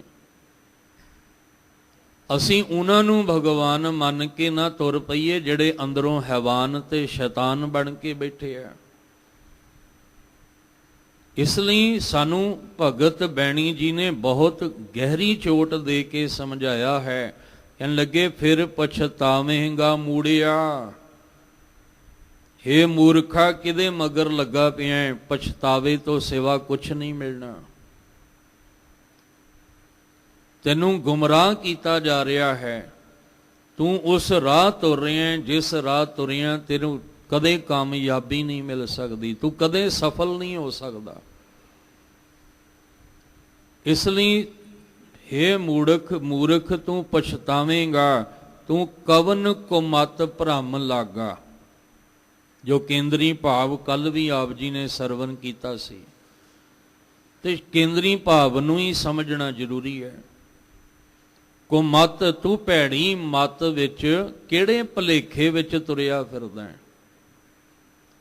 ਭੈੜੀ ਮਤ ਮਗਰ ਲੱਗ ਕੇ ਤੂੰ ਕਿਹੜੇ ਭੁਲੇਖੇ ਵਿੱਚ ਤੁਰਿਆ ਫਿਰਦਾ ਹੈ? ਜਿਹੜੇ ਰਾਹ ਤੂੰ ਤੁਰਿਆ ਫਿਰਦਾ ਹੈ ਨਾ, ਉੱਥੇ ਕਾਮਯਾਬੀ ਨਹੀਂ ਹੈ, ਉੱਥੇ ਖੁਸ਼ੀਆਂ ਨਹੀਂ, ਸੁੱਖ ਨਹੀਂ, ਆਨੰਦ ਨਹੀਂ, ਉੱਥੇ ਸਫਲਤਾ ਨਹੀਂ। ਚੇਤ ਰਾਮ ਨਾਹੀਂ ਜਮਪੁਰ ਜਾਏਗਾ। ਹਜੇ ਵਕਤ ਹੈ, ਕੁਛ ਨਹੀਂ ਵਿਗੜਿਆ, ਪਰਮੇਸ਼ਵਰ ਨੂੰ ਚੇਤੇ ਕਰ ਲੈ, ਪਰਮੇਸ਼ਵਰ ਨੂੰ ਯਾਦ ਕਰ ਲੈ। ਜੇ ਨਹੀਂ ਕਰੇਗਾ ਫਿਰ ਜਮਪੁਰੀ ਵੱਲ ਤੇ ਰਸਤਾ ਜਾਂਦਾ ਹੀ ਜਾਂਦਾ ਹੈ। ਫਿਰ ਦੁੱਖਾਂ ਵਾਲੇ ਪਾਸੇ, ਜੰਮਣ ਮਰਨ ਆਵਾ ਗਵਨ ਵਾਲੇ ਪਾਸੇ ਨੂੰ ਤੇ ਫਿਰ ਤੂੰ ਤੁਰਿਆ ਹੀ ਹੋਇਆ। ਭਗਤ ਜੀ ਕਹਿੰਦੇ ਨਾਹੀਂ ਜਮਪੁਰ ਜਾਏਗਾ। ਨਾਹੀਂ ਦਾ ਮਤਲਬ ਨਹੀਂ ਤਾਂ, ਨਹੀਂ ਚੇਤੇ ਕਰੇਗਾ ਨਾ ਕਰ, ਨਹੀਂ ਉਹਨੂੰ ਯਾਦ ਕਰਦਾ ਨਾ ਕਰ, ਨਹੀਂ ਉਹਨੂੰ ਸਿਮਰਨਾ ਨਾ ਸਿਮਰ, ਨਹੀਂ ਫਿਰ ਜੰਮਪੁਰੀ ਨੂੰ ਤੇ ਜਾ ਹੀ ਰਿਹਾ। ਉਸ ਪੁਰੀ, ਦੋ ਹੀ ਪੁਰੀਆਂ ਨੇ, ਇੱਕ ਜੰਮਪੁਰੀ ਹੈ, ਇੱਕ ਬੇਗਮਪੁਰਾ ਹੈ। ਹੁਣ ਫੈਸਲਾ ਸਾਡਾ ਹੈ ਕਿ ਅਸੀਂ ਜੰਮਪੁਰ ਨੂੰ ਜਾਣਾ ਹੈ ਕਿ ਅਸੀਂ ਬੇਗਮਪੁਰਾ ਨੂੰ ਜਾਣਾ ਹੈ। ਦੋ ਰਸਤੇ ਸਾਨੂੰ ਦੇ ਦਿੱਤੇ ਆ। ਇੱਕ ਜੰਮਪੁਰ, ਉੱਥੇ ਜਿੱਥੇ ਚਿੰਤਾ ਹੈ, ਦੁੱਖ ਹੈ, ਝੋਰਾ ਹੈ, ਤਕਲੀਫਾਂ ਨੇ। ਇੱਕ ਉਹ ਬੇਗਮਪੁਰਾ ਹੈ ਜਿੱਥੇ ਕੋਈ ਦੁੱਖ ਨਹੀਂ, ਚਿੰਤਾ ਨਹੀਂ, ਤਕਲੀਫ ਨਹੀਂ, ਗਮ ਨਹੀਂ, ਜਿਹੜਾ ਹੈ ਹੀ ਬੇਗਮ, ਜਿਹੜਾ ਗਮ ਤੋਂ ਰਹਿਤ ਹੈ। ਤੇ ਜਿੱਥੇ ਭਗਤ ਸਹਿਬਾਨ ਪਹੁੰਚੇ ਆ ਉੱਥੇ ਹੀ ਸਾਨੂੰ, ਹੁਣ ਸੁਭਾਵਕ ਹੈ ਜਿੱਥੇ ਕੋਈ ਪਹੁੰਚੇਗਾ ਉੱਥੇ ਹੀ ਦੂਜਿਆਂ ਨੂੰ ਪ੍ਰੇਰੇਗਾ। ਜਿਹੜਾ ਜਿਸ ਪਾਸੇ ਨੂੰ ਜਾਂਦਾ ਹੈ ਉਹਨੇ ਉਸ ਪਾਸੇ ਨੂੰ ਹੀ ਪ੍ਰੇਰਨਾ ਹੈ। ਜਿਹੜਾ ਨਸ਼ਿਆਂ ਵਾਲੇ ਪਾਸੇ ਜਾਂਦਾ ਉਹਨੇ ਨਸ਼ਿਆਂ ਨੂੰ ਪ੍ਰੇਰਨਾ ਹੈ। ਜਿਹੜਾ ਅੰਮ੍ਰਿਤ ਵਾਲੇ ਪਾਸੇ ਜਾਂਦਾ ਉਹਨੇ ਅੰਮ੍ਰਿਤ ਨੂੰ ਪ੍ਰੇਰਨਾ ਹੈ। ਜਿਹੜਾ ਝੂਠ ਦੇ ਰਾਹ ਤੁਰਿਆ ਉਹਨੇ ਝੂਠ ਵਾਲੇ ਰਸਤੇ ਪ੍ਰੇਰਨਾ ਹੈ। ਜਿਹੜਾ ਸੱਚ ਦੇ ਰਾਹ ਤੁਰਿਆ ਉਹਨੇ ਸੱਚ ਵੱਲ ਨੂੰ ਤੋਰਨਾ ਹੈ। ਇਸ ਲਈ ਭਗਤ ਸਹਿਬਾਨ ਜਿਹੜੇ ਨੇ ਇਹ ਬੇਗਮਪੁਰਾ ਦੇ ਵਾਸੀ ਨੇ। ਬੇਗਮਪੁਰਾ ਸ਼ਹਿਰ ਕੋ ਨਾਉ, ਇਹ ਉਸ ਸ਼ਹਿਰ ਦੇ ਵਾਸੀ ਨੇ ਜਿਹਦਾ ਨਾਮ ਹੀ ਬੇਗਮਪੁਰਾ, ਔਰ ਉਹ ਇਸ ਧਰਤੀ ਤੇ ਬਾਹਰੀ ਨਹੀਂ ਬਣਿਆ, ਉਹ ਅੰਦਰੋਂ ਹੀ ਸਾਨੂੰ ਉਸ ਸ਼ਹਿਰ ਤੱਕ ਪਹੁੰਚਣਾ ਪੈਣਾ ਹੈ। ਪਰ ਜੇ ਮੱਤ ਚੰਗੀ ਹੋਏਗੀ ਤਾਂ, ਜੇ ਮੱਤ ਮਾੜੀ ਹੋਏਗੀ ਫਿਰ ਨਹੀਂ ਪਹੁੰਚਿਆ ਜਾਣਾ, ਫਿਰ ਤੇ ਜੰਮਪੁਰ, ਫਿਰ ਉਹ ਕਾਂਟਾ ਬਦਲ ਜਾਣਾ, ਰਸਤਾ ਬਦਲ ਜਾਣਾ। ਇਸੇ ਲਈ ਸਾਨੂੰ ਚੰਗੀ ਮੱਤ ਜਿਹੜੀ ਹੈ ਲਿਆਉਣ ਵਾਸਤੇ, ਸਾਡੀ ਮੱਤ ਚੰਗੀ ਹੋ ਜਾਏ, ਸਾਨੂੰ ਗੁਰਬਾਣੀ ਦਿੱਤੀ ਹੈ, ਗੁਰੂ ਸਾਹਿਬ ਦਾ ਆਸਰਾ ਦਿੱਤਾ ਹੈ, ਤਾਂ ਕਿ ਅਸੀਂ ਗੁਰਬਾਣੀ ਨਾਲ ਜੁੜ ਕੇ ਆਪਣੀ ਕੁਮੱਤ ਨੂੰ ਸੁਮੱਤ ਵਿੱਚ ਬਦਲ ਸਕੀਏ। ਵੱਡ ਭਾਗੀ ਸਾਧ ਸੰਗ ਪ੍ਰਾਪਤ ਤਿਨ ਭੇਟਤ ਦੁਰਮਤ ਖੋਈ। ਦੁਰਮਤ ਮੈਨੇ ਭੈੜੀ ਮੱਤ। ਜਦੋਂ ਸਾਡੇ ਭਾਗ ਚੰਗੇ ਹੋਏ ਤੇ ਸਾਨੂੰ ਸਾਧ ਸੰਗਤ, ਗੁਰੂ ਦੀ ਸੰਗਤ ਪ੍ਰਾਪਤ ਹੋ ਗਈ, ਤੇ ਗੁਰੂ ਦੀ ਸੰਗਤ ਦੇ ਵਿੱਚ ਦੁਰਮਤ ਖੋਈ, ਭੈੜੀ ਮੱਤ ਖਤਮ ਹੋ ਗਈ, ਭੈੜੀ ਮੱਤ ਨਾਸ਼ ਹੋ ਗਈ। ਇੱਥੇ ਅਸੀਂ ਆਪਣੀ ਭੈੜੀ ਮੱਤ ਨੂੰ ਖਤਮ ਕਰਕੇ ਚੰਗੀ ਮੱਤ ਦੇ ਧਾਰਨੀ ਬਣਨ ਆਏ ਹਾਂ। ਆਏ ਅਸੀਂ ਠੀਕ ਹਾਂ, ਬਿਰਤੀ ਅਸੀਂ, ਮੇਰੇ ਵਰਗਾ ਭਾਵੇਂ ਇੱਥੇ ਬਿਰਤੀ ਕਾਂ ਦੀ ਲੈ ਕੇ ਆਇਆ, ਪਰ ਆਪਣੀ ਬਿਰਤੀ ਕੋਇਲ ਵਰਗੀ ਬਣਾ ਕੇ ਜਾਣੀ ਆ। ਮੇਰੇ ਵਰਗਾ ਆਇਆ ਇੱਥੇ ਭਾਵੇਂ ਬਗਲੇ ਦੀ ਤਰ੍ਹਾਂ ਹੈ, ਪਰ ਜਾਣਾ ਹੰਸ ਬਣ ਕੇ ਹੈ। ਮਨਮੁਖ ਬਣ ਕੇ ਆਇਆ, ਪਰ ਜਾਣਾ ਗੁਰਮੁਖ ਬਣ ਕੇ ਹੈ। ਕੁਮੱਤ ਵਾਲੀ ਅਵਸਥਾ ਲੈ ਕੇ ਆਏ ਆ, ਪਰ ਸੁਮੱਤ, ਚੰਗੀ ਮੱਤ ਦੇ ਧਾਰਨੀ ਬਣ ਕੇ ਜਾਣਾ ਹੈ। ਸਾਡੇ ਆਉਣ ਦਾ ਮਤਲਬ ਕੀ ਹੈ? ਸਾਡੇ ਆਉਣ ਦਾ ਮਤਲਬ ਹੀ ਇਹ ਹੈ, ਮਕਸਦ ਹੀ ਇਹ ਹੈ ਕਿ ਅਸੀਂ ਆਏ ਭਾਵੇਂ ਕੁਮੱਤ ਵਾਲੇ ਆ, ਪਰ ਜਦੋਂ ਜਾਣਾ ਅਸੀਂ ਸੁਮੱਤ ਦੇ ਧਾਰਨੀ, ਚੰਗੀ ਮੱਤ ਵਾਲੇ ਬਣ ਕੇ ਜਾਣਾ ਹੈ।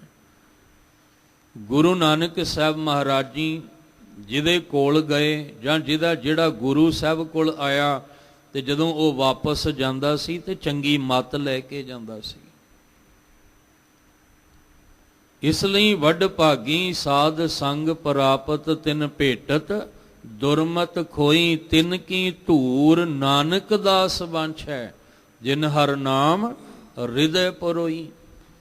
ਜਿਹੜਾ ਕੁਮੱਤ, ਦੁਰਮਤ, ਭੈੜੀ ਮੱਤ ਵਾਲਾ ਸੀ, ਉਹਨੂੰ ਆਖਿਆ, ਮਹਾਰਾਜ ਨੇ ਆਖਿਆ ਉਹਦੇ ਤੋਂ ਪਿੱਛੇ ਹੀ ਭੱਜ ਲੈ, ਉਹਦੀ ਕਿਤੇ ਧੂੜੀ ਨਾ ਮਿਲ ਜਾਏ ਤੈਨੂੰ, ਉਹਦੀ ਸੰਗਤ ਨਾ ਮਿਲ ਜਾਏ ਤੈਨੂੰ, ਨਹੀਂ ਤੇ ਤੂੰ ਵੀ ਫਿਰ ਦੁਰਮਤ ਦਾ ਧਾਰਨੀ ਹੋ ਜਾਏਗਾ।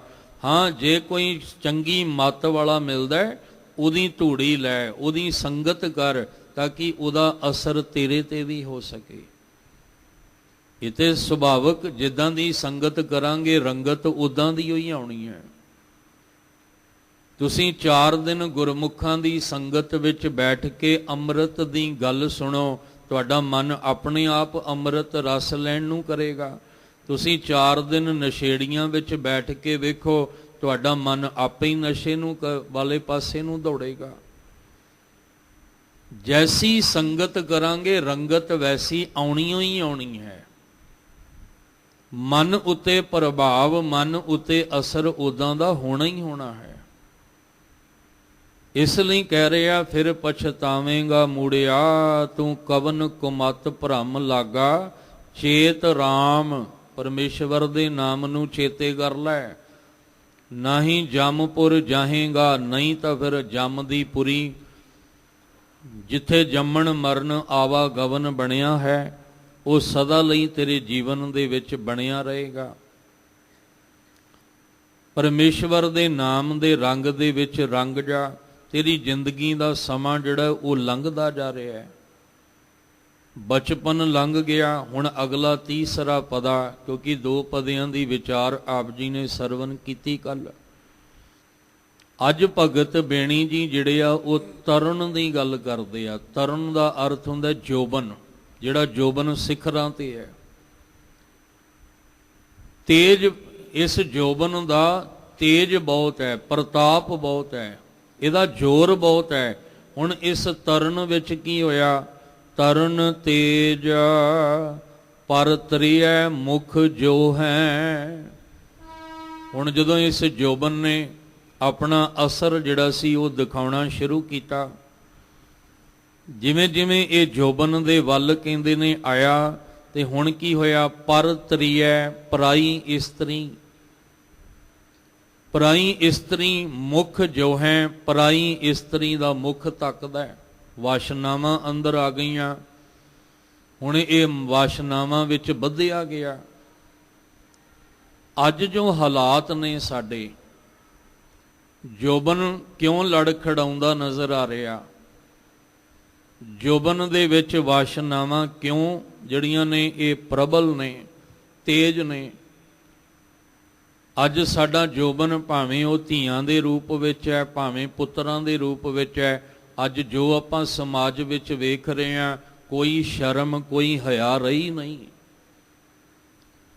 ਕੋਈ ਵੱਡੇ ਛੋਟੇ ਦਾ ਕੋਈ ਸਤਿਕਾਰ ਜਿਹੜਾ ਸੀ ਉਹ ਮਨ ਵਿੱਚ ਰਿਹਾ ਹੀ ਨਹੀਂ। ਸ਼ਰਮ ਹਿਆ ਜਿਹੜੀ ਸੀ ਇਹ ਦੂਰ ਹੀ ਹੋ ਗਈ ਜੀਵਨ ਦੇ ਵਿੱਚੋਂ। ਉਹਦਾ ਕਾਰਨ ਕੀ ਹੈ? ਕਿਉਂਕਿ ਸਾਨੂੰ ਮਾਹੌਲ ਹੀ ਐਸਾ ਬਣਾ ਕੇ ਦੇ ਦਿੱਤਾ ਗਿਆ। ਅੱਜ ਸਾਡੇ ਬਚਪਨ ਦੇ ਵਿੱਚ ਹੀ, ਚਲੋ ਜੋਬਨ ਦੇ ਵਿੱਚ ਤਾਂ ਕਦਮ ਰੱਖਣਾ ਹੀ ਰੱਖਣਾ ਹੈ, ਪਰ ਅੱਜ ਅਸੀਂ ਬਚਪਨ ਵੇਖੀਏ ਨਾ, ਬਾਲ ਅਵਸਥਾ ਵੇਖੀਏ, ਤੇ ਬਾਲ ਅਵਸਥਾ ਦੇ ਵਿੱਚ ਵੀ ਸਾਨੂੰ ਵੇਖ ਕੇ ਕਈ ਵਾਰੀ ਸ਼ਰਮ ਮਹਿਸੂਸ ਹੁੰਦੀ ਹੈ ਕਿ ਛੋਟਾ ਜਿਹਾ ਬੱਚਾ ਹੈ ਪਰ ਹਰਕਤਾਂ ਕਿਹੜੀਆਂ ਕਰ ਰਿਹਾ ਹੈ। ਛੋਟਾ ਜਿਹਾ ਬੱਚਾ ਹਜੇ ਬਾਲ ਅਵਸਥਾ ਹੈ, 12-13 ਸਾਲ ਦੀ ਉਮਰ ਹੈ। 12-13 ਸਾਲ ਦੀ ਉਮਰ ਵਿੱਚ ਹੀ ਆ ਰੰਗ ਲੱਗਾ ਪਿਆ, ਜਿਹੜਾ ਭਗਤ ਬੇਣੀ ਜੀ ਜੋਬਨ ਵਿੱਚ ਕਹਿੰਦੇ ਆ ਨਾ, ਇਹ ਤਾਂ ਹੁਣ ਬਾਲ ਅਵਸਥਾ 'ਚ ਹੀ ਨਜ਼ਰ ਆਉਣ ਲੱਗ ਪਿਆ। ਅੱਗੇ ਹੁੰਦਾ ਸੀ ਵੀ ਜੋਬਨ ਵਿੱਚ ਨਸ਼ੇ ਲੱਗਦੇ ਸੀ, ਹੁਣ ਤੇ ਬੱਚਿਆਂ ਨੂੰ ਨਸ਼ੇ ਲੱਗੇ ਪਏ ਆ। ਛੋਟੇ ਛੋਟੇ ਬੱਚੇ 12, ਕਿਉਂਕਿ 12 ਸਾਲ ਦੀ ਉਮਰ ਵਿੱਚ ਜਿਹੜੀ ਹੈ ਬਾਲਪਨ ਮੰਨੀ ਹੈ ਗੁਰੂ ਗ੍ਰੰਥ ਸਾਹਿਬ ਜੀ ਦੀ ਬਾਣੀ ਨੇ। ਕਹਿਣ ਲੱਗੇ ਆ 12 ਜਿਹੜੇ ਨੇ 12 ਸਾਲ ਜਿਹੜੇ ਆ ਇਹ ਬਾਲਪਨ ਵਿੱਚ ਬੀਤੀਤ ਹੁੰਦੇ ਆ। 10 ਤੋਂ 12 ਸਾਲ ਕਹਿ ਲਓ, ਕਿਉਂਕਿ ਇੱਕ ਥਾਂ ਕਿਹਾ 10 ਬਾਲਤਨ 20 ਰਵਣ 30 ਕਾ ਸੁੰਦਰ ਕਹਾਵੇ। 12 ਬਰਸ ਬਾਲਪਨ ਬੀਤੇ, ਬਾਣੀ ਵਿੱਚ ਇਹ ਬਚਨ ਆਉਂਦੇ ਆ। ਇੱਕ ਪਾਸੇ ਕਹਿੰਦੇ 10 ਬਾਲਤਨ ਵੀ 10 ਸਾਲ ਬਾਲ ਅਵਸਥਾ ਤੱਕ ਹੈ, ਇੱਕ ਪਾਸੇ ਗੁਰਬਾਣੀ ਵਿੱਚ ਜ਼ਿਕਰ ਕੀਤਾ 12 ਬਰਸ ਬਾਲਪਨ ਬੀਤੇ, ਵੀ 12 ਸਾਲ ਜਿਹੜੇ ਆ ਇਹ ਬਾਲ ਅਵਸਥਾ ਵਿੱਚ ਨੇ। ਤੇ ਅੱਜ ਸਮਾਜ ਵਿੱਚ ਵਿਚਰ ਕੇ ਵੇਖੋ 10-12 ਸਾਲਾਂ ਦੇ ਬੱਚਿਆਂ ਦੀ ਦਿਮਾਗੀ ਹਾਲਤ ਕਿੱਦਾਂ ਦੀ ਹੈ, ਉਹਨਾਂ ਦੀ ਸੋਚ ਕਿੱਦਾਂ ਦੀ ਹੈ, ਕਿਉਂਕਿ ਜੋ ਉਹ ਦੇਖ ਰਹੇ ਨੇ ਉਹ ਦਿਮਾਗ ਵਿੱਚ ਬਿਠਾ ਰਹੇ ਨੇ। ਜਿਸ ਤਰ੍ਹਾਂ ਅੱਜ ਇੰਟਰਨੈਟ ਨੇ ਠੀਕ ਹੈ ਸਾਨੂੰ ਕਈ ਥਾਵਾਂ ਤੇ ਸਹੀ ਰਸਤੇ ਤੇ ਲਿਜਾਣਾ ਕੀਤਾ, ਪਰ ਬਹੁਤਾਤ ਵਿੱਚ ਤਾਂ ਗਲਤ ਰਸਤੇ ਹੀ ਤੁਰੇ ਆਪਾਂ। ਬਹੁਤ ਘੱਟ, ਜੇ ਕਹਿ ਲਓ ਕਿ 100 ਵਿੱਚੋਂ ਆਪਾਂ ਜੇ ਕਹੀਏ ਵੀ 20% ਸਾਨੂੰ ਇੰਟਰਨੈਟ ਦੇ ਵਿੱਚ ਚੰਗਿਆਈ ਮਿਲਦੀ ਆ, ਪਰ 80% ਤੇ ਬੁਰਾਈ ਮਿਲ ਰਹੀ ਹੈ। ਸਾਡਾ ਇੱਕ ਦੁਖਾਂਤ ਹੈ। ਕਿਸੇ ਨੇ ਇੱਕ ਦਿਨ ਜ਼ਿਕਰ ਕੀਤਾ ਸੀ ਵੀ ਸਾਨੂੰ ਕੁਝ ਕਰਨਾ ਚਾਹੀਦਾ ਹੈ, ਹਿੰਮਤ ਕਰਨੀ ਚਾਹੀਦੀ ਹੈ, ਹਮਲਾ ਮਾਰਨਾ ਚਾਹੀਦਾ ਹੈ, ਪਰ ਕੌਣ ਕਰੇ? ਸੁੱਤੇ ਪਏ ਆਪਾਂ। ਤੁਸੀਂ ਆਪਣੇ ਇੰਟਰਨੈਟ ਉੱਤੇ ਗੁਰਬਾਣੀ ਦਾ ਸ਼ਬਦ ਕੋਈ ਤੁਸੀਂ ਸੁਣਨਾ ਚਾਹੁੰਦੇ ਹੋ, ਪਰ ਗੁਰਬਾਣੀ ਦੇ ਸ਼ਬਦ ਤੋਂ ਪਹਿਲਾਂ ਤੁਹਾਨੂੰ ਕੁਝ ਹੋਰ ਹੀ ਸੁਣਾਇਆ ਜਾਂਦਾ ਹੈ। ਜਦੋਂ ਤੁਸੀਂ ਇੰਟਰਨੈਟ ਤੇ ਜਾ ਕੇ ਗੁਰਬਾਣੀ ਕੀਰਤਨ ਸੁਣਨਾ ਚਾਹੁੰਦੇ ਹੋ, ਕੋਈ ਕਥਾ ਵਿਚਾਰ ਸੁਣਨਾ ਚਾਹੁੰਦੇ ਹੋ, ਜਾਂ ਗੁਰਬਾਣੀ ਦਾ ਸ਼ਬਦ ਦੇਖਣਾ ਚਾਹੁੰਦੇ ਹੋ, ਪਰ ਉਹਦੇ ਲੋਡ ਹੋਣ ਤੋਂ ਪਹਿਲਾਂ ਤੁਹਾਨੂੰ ਕੁਝ ਹੋਰ ਹੀ ਦਿਖਾ ਦਿੱਤਾ ਜਾਂਦਾ ਹੈ। ਐਡ ਹੀ ਕੋਈ ਐਸੀ ਚੱਲਦੀ ਹੈ। ਹੁਣ ਜਿਹਨੇ ਸ਼ਬਦ ਸੁਣਨਾ ਸੀ ਉਹਨੂੰ ਤੇ ਪਹਿਲਾਂ ਕੁਝ ਹੋਰ ਹੀ ਸੁਣਾ ਦਿੱਤਾ ਗਿਆ, ਉਹਦੀ ਸੁਰਤ ਸ਼ਬਦ 'ਚ ਕਿੱਥੇ ਲੱਗਣੀ ਹੈ? ਜਿਹਦੇ ਅੰਦਰ ਇੱਕ ਦਰਦ ਪੈਦਾ ਹੋਇਆ, ਇੱਕ ਦਿਨ ਉਹਨੇ ਇਹ ਸਾਂਝ ਪਾਈ, ਉਹਨੇ ਆਖਿਆ ਕੀ ਕਰੀਏ, ਸਾਨੂੰ ਇੱਦਾਂ ਦੀ ਹਿੰਮਤ ਕਰਨੀ ਚਾਹੀਦੀ ਹੈ ਵੀ ਜੇ ਅਸੀਂ ਗੁਰਬਾਣੀ ਸੁਣਨੀ ਹੈ ਤੇ ਕੇਵਲ ਗੁਰਬਾਣੀ ਆਵੇ। ਜੇ ਅਸੀਂ ਪਰਮਾਤਮਾ ਦਾ ਨਾਮ ਜਾਂ ਭਜਨ ਅਸੀਂ ਸੁਣਨਾ ਚਾਹੁੰਦੇ ਹਾਂ ਤੇ ਉੱਥੇ ਸਾਨੂੰ ਕੇਵਲ ਉਹਦਾ ਨਾਮ ਹੀ ਸੁਣਾਈ ਦੇਵੇ, ਪਰ ਉਹ ਤੇ ਬਾਅਦ ਵਿੱਚ ਆਉਂਦਾ, ਪਹਿਲਾਂ ਕੁਝ ਹੋਰ ਚੱਲਣ ਲੱਗ ਜਾਂਦਾ ਹੈ। ਫਿਰ ਸਾਡੀ ਦਿਮਾਗੀ ਹਾਲਤ ਆਪੇ ਹੀ ਸੰਤੁਲਨ ਵਿਗੜਨਾ ਹੈ। ਔਰ ਇਹ ਨਹੀਂ, ਅੱਜ ਤਾਂ ਸਮਾਂ ਹੀ ਇੱਦਾਂ ਹੈ ਕਿ ਜੰਮਦੇ ਬੱਚੇ ਕੋਲ ਹੀ ਮੋਬਾਈਲ ਹੁੰਦਾ ਹੈ। ਫਿਰ ਉਹ ਜਿਵੇਂ ਜਿਵੇਂ ਉਮਰ ਵੱਧਦੀ ਜਾਂਦੀ ਹੈ ਤਿਵੇਂ ਪਕੜ ਵੱਧਦੀ ਜਾਂਦੀ ਹੈ। ਜੰਮਦੇ ਹੋਏ ਬੱਚੇ ਨੂੰ ਜਦੋਂ ਮੋਬਾਈਲ ਮਿਲ ਗਿਆ, ਚਲੋ ਜੰਮਦਾ ਵੀ ਛੱਡੋ, ਹੁਣ ਤੇ ਮਾਤਾ ਦੇ ਪੇਟ ਵਿੱਚ ਜੇ ਬੱਚਾ ਹੋਵੇ ਤੇ ਮੋਬਾਈਲ ਮਾਂ ਨਹੀਂ ਛੱਡਣ ਨੂੰ ਤਿਆਰ। 24 ਘੰਟੇ ਉਹਦੇ ਕੰਨਾਂ 'ਚ ਕੁਝ ਹੋਰ ਵੱਜ ਰਿਹਾ, ਸੁਣ ਰਿਹਾ, ਉਹਦੇ ਹੱਥਾਂ ਵਿੱਚ ਮੋਬਾਈਲ ਹੈ, ਅੱਖਾਂ ਰਾਹੀਂ ਕੁਝ ਹੋਰ ਚੱਲ ਰਿਹਾ, ਤੇ ਜਿਹੜਾ ਪੇਟ ਵਿੱਚ ਬੱਚਾ, ਫਿਰ ਉਹਦੇ ਤੇ ਅਸਰ ਕਿਵੇਂ ਹੋਏਗਾ, ਪ੍ਰਭਾਵ ਕੀ ਪਏਗਾ? ਕਿਉਂਕਿ ਸਭ ਤੋਂ ਪਹਿਲਾਂ ਸੰਸਕਾਰ, ਧਿਆਨ ਰੱਖਿਓ, ਇੱਕ ਸੰਸਕਾਰ ਹੁੰਦਾ, ਇੱਕ ਸੰਸਕਾਰ ਹੁੰਦਾ ਹੈ। ਸਭ ਤੋਂ ਪਹਿਲਾਂ ਸੰਸਕਾਰ ਬੱਚੇ ਦਾ ਮਾਤਾ ਦੇ ਪੇਟ ਵਿੱਚ ਹੀ ਬਣਦਾ ਹੈ। ਬਾਕੀ ਸੰਸਕਾਰ ਤਾਂ ਉਹਨੇ ਆ ਕੇ ਜਨਮ ਲੈ ਕੇ ਲੈਣੇ ਹੁੰਦੇ ਆ ਨਾ। ਜਿਸ ਪਰਿਵਾਰ ਵਿੱਚ ਆਇਆ ਉੱਥੋਂ ਦੇ ਸੰਸਕਾਰ, ਫਿਰ ਜਿੱਥੇ ਉਹਨੇ ਪੜ੍ਹਨਾ, ਉੱਠਣਾ, ਬੈਠਣਾ, ਉੱਥੋਂ ਦੇ ਸੰਸਕਾਰ ਉਹਨੇ ਲੈਣੇ ਆ। ਪਰ ਸਭ ਤੋਂ ਪਹਿਲਾਂ ਸੰਸਕਾਰ ਬੱਚੇ ਦਾ ਮਾਤਾ ਦੇ ਰਾਹੀਂ, ਮਾਤਾ ਦੇ ਪੇਟ ਵਿੱਚ ਹੀ ਬਣਦਾ ਹੈ। ਸਾਨੂੰ ਸ਼ੁਰੂਆਤ ਉੱਥੋਂ ਕਰਨੀ ਪੈਣੀ ਹੈ। ਜਿਹੜੀ ਭਗਤ ਜੀ ਨੇ ਗੱਲ ਕੀਤੀ ਹੈ, ਅੱਜ ਅਸੀਂ ਕੋਈ ਐਸਾ ਨਹੀਂ ਜਿਹੜਾ ਗੱਲ ਨਾ ਸਮਝਦਾ ਹੋਵੇ। ਪਹਿਲੇ ਹੁੰਦਾ ਸੀ ਪੜ੍ਹਦੇ ਹੁੰਦੇ ਸੀ ਕੁਛ, ਅੱਜ ਕੋਈ ਪੜ੍ਹਦਾ ਰਿਹਾ ਹੀ ਨਹੀਂ ਸਮਾਜ ਵਿੱਚ।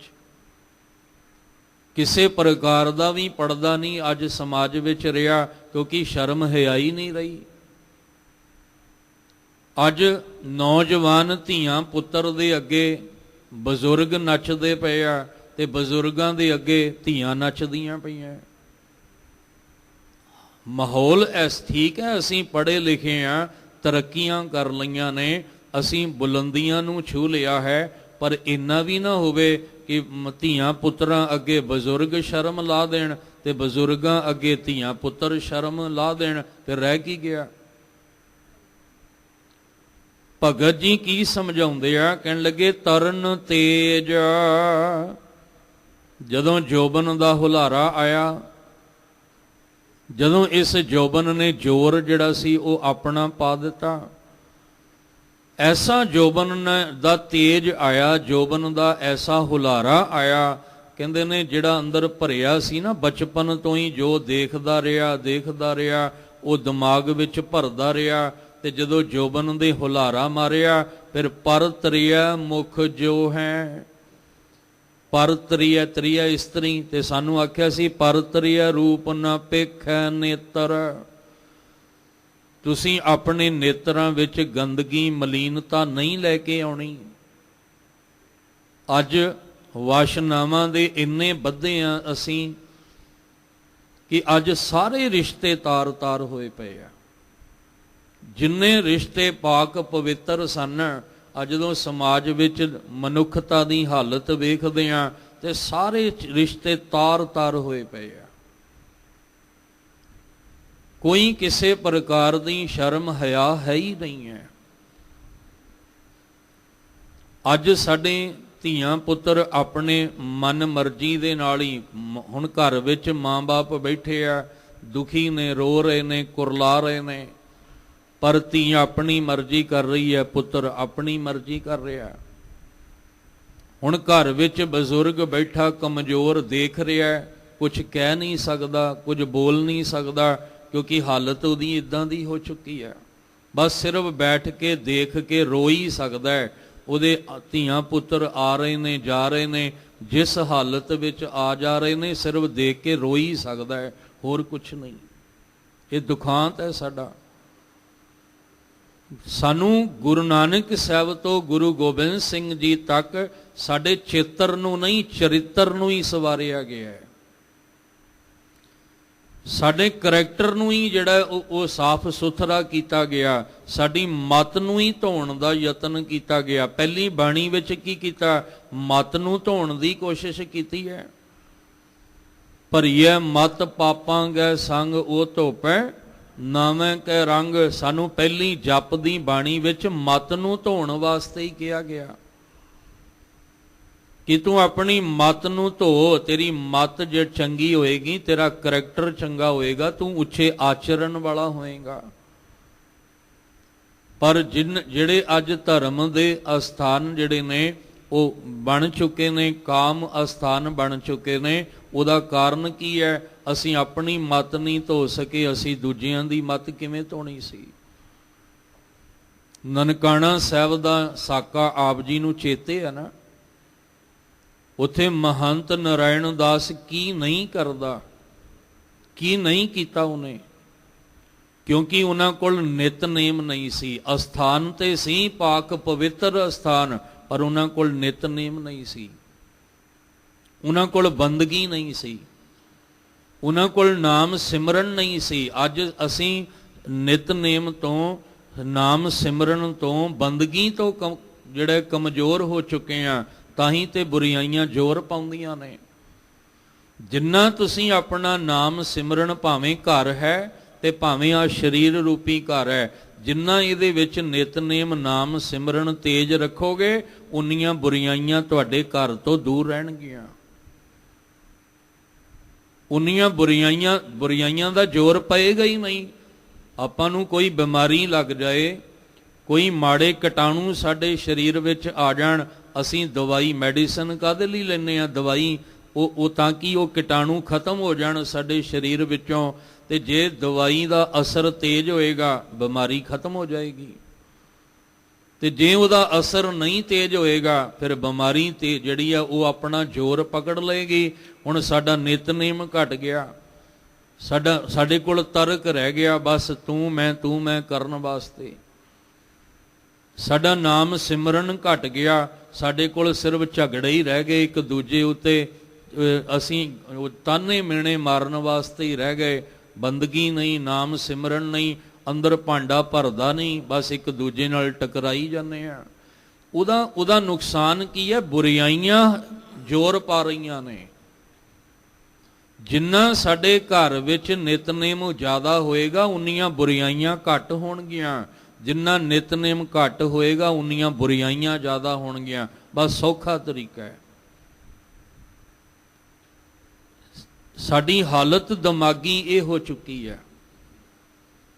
ਹੁਣ ਸਾਨੂੰ ਤਾਂ ਉੱਚਾ ਆਚਰਣ ਦੇ ਕੇ ਆਖਿਆ ਸੀ, ਪਰ ਬੇਟੀ ਕੋ ਬੇਟੀ ਜਾਣੈ, ਪਰ ਮਾਤ ਕੋ ਮਾਤ ਬਖਾਨੈ। ਤੂੰ ਦੂਸਰਿਆਂ ਦੀਆਂ ਧੀਆਂ ਨੂੰ ਵੀ ਆਪਣੀ ਧੀ ਸਮਝਣਾ, ਤੂੰ ਮਾਵਾਂ ਨੂੰ ਮਾਵਾਂ ਕਰਕੇ ਜਾਣਨਾ, ਧੀਆਂ ਨੂੰ ਧੀਆਂ ਕਰਕੇ ਜਾਣਨਾ, ਤੂੰ ਭੈਣਾਂ ਨੂੰ ਭੈਣਾਂ ਕਰਕੇ ਜਾਣਨਾ।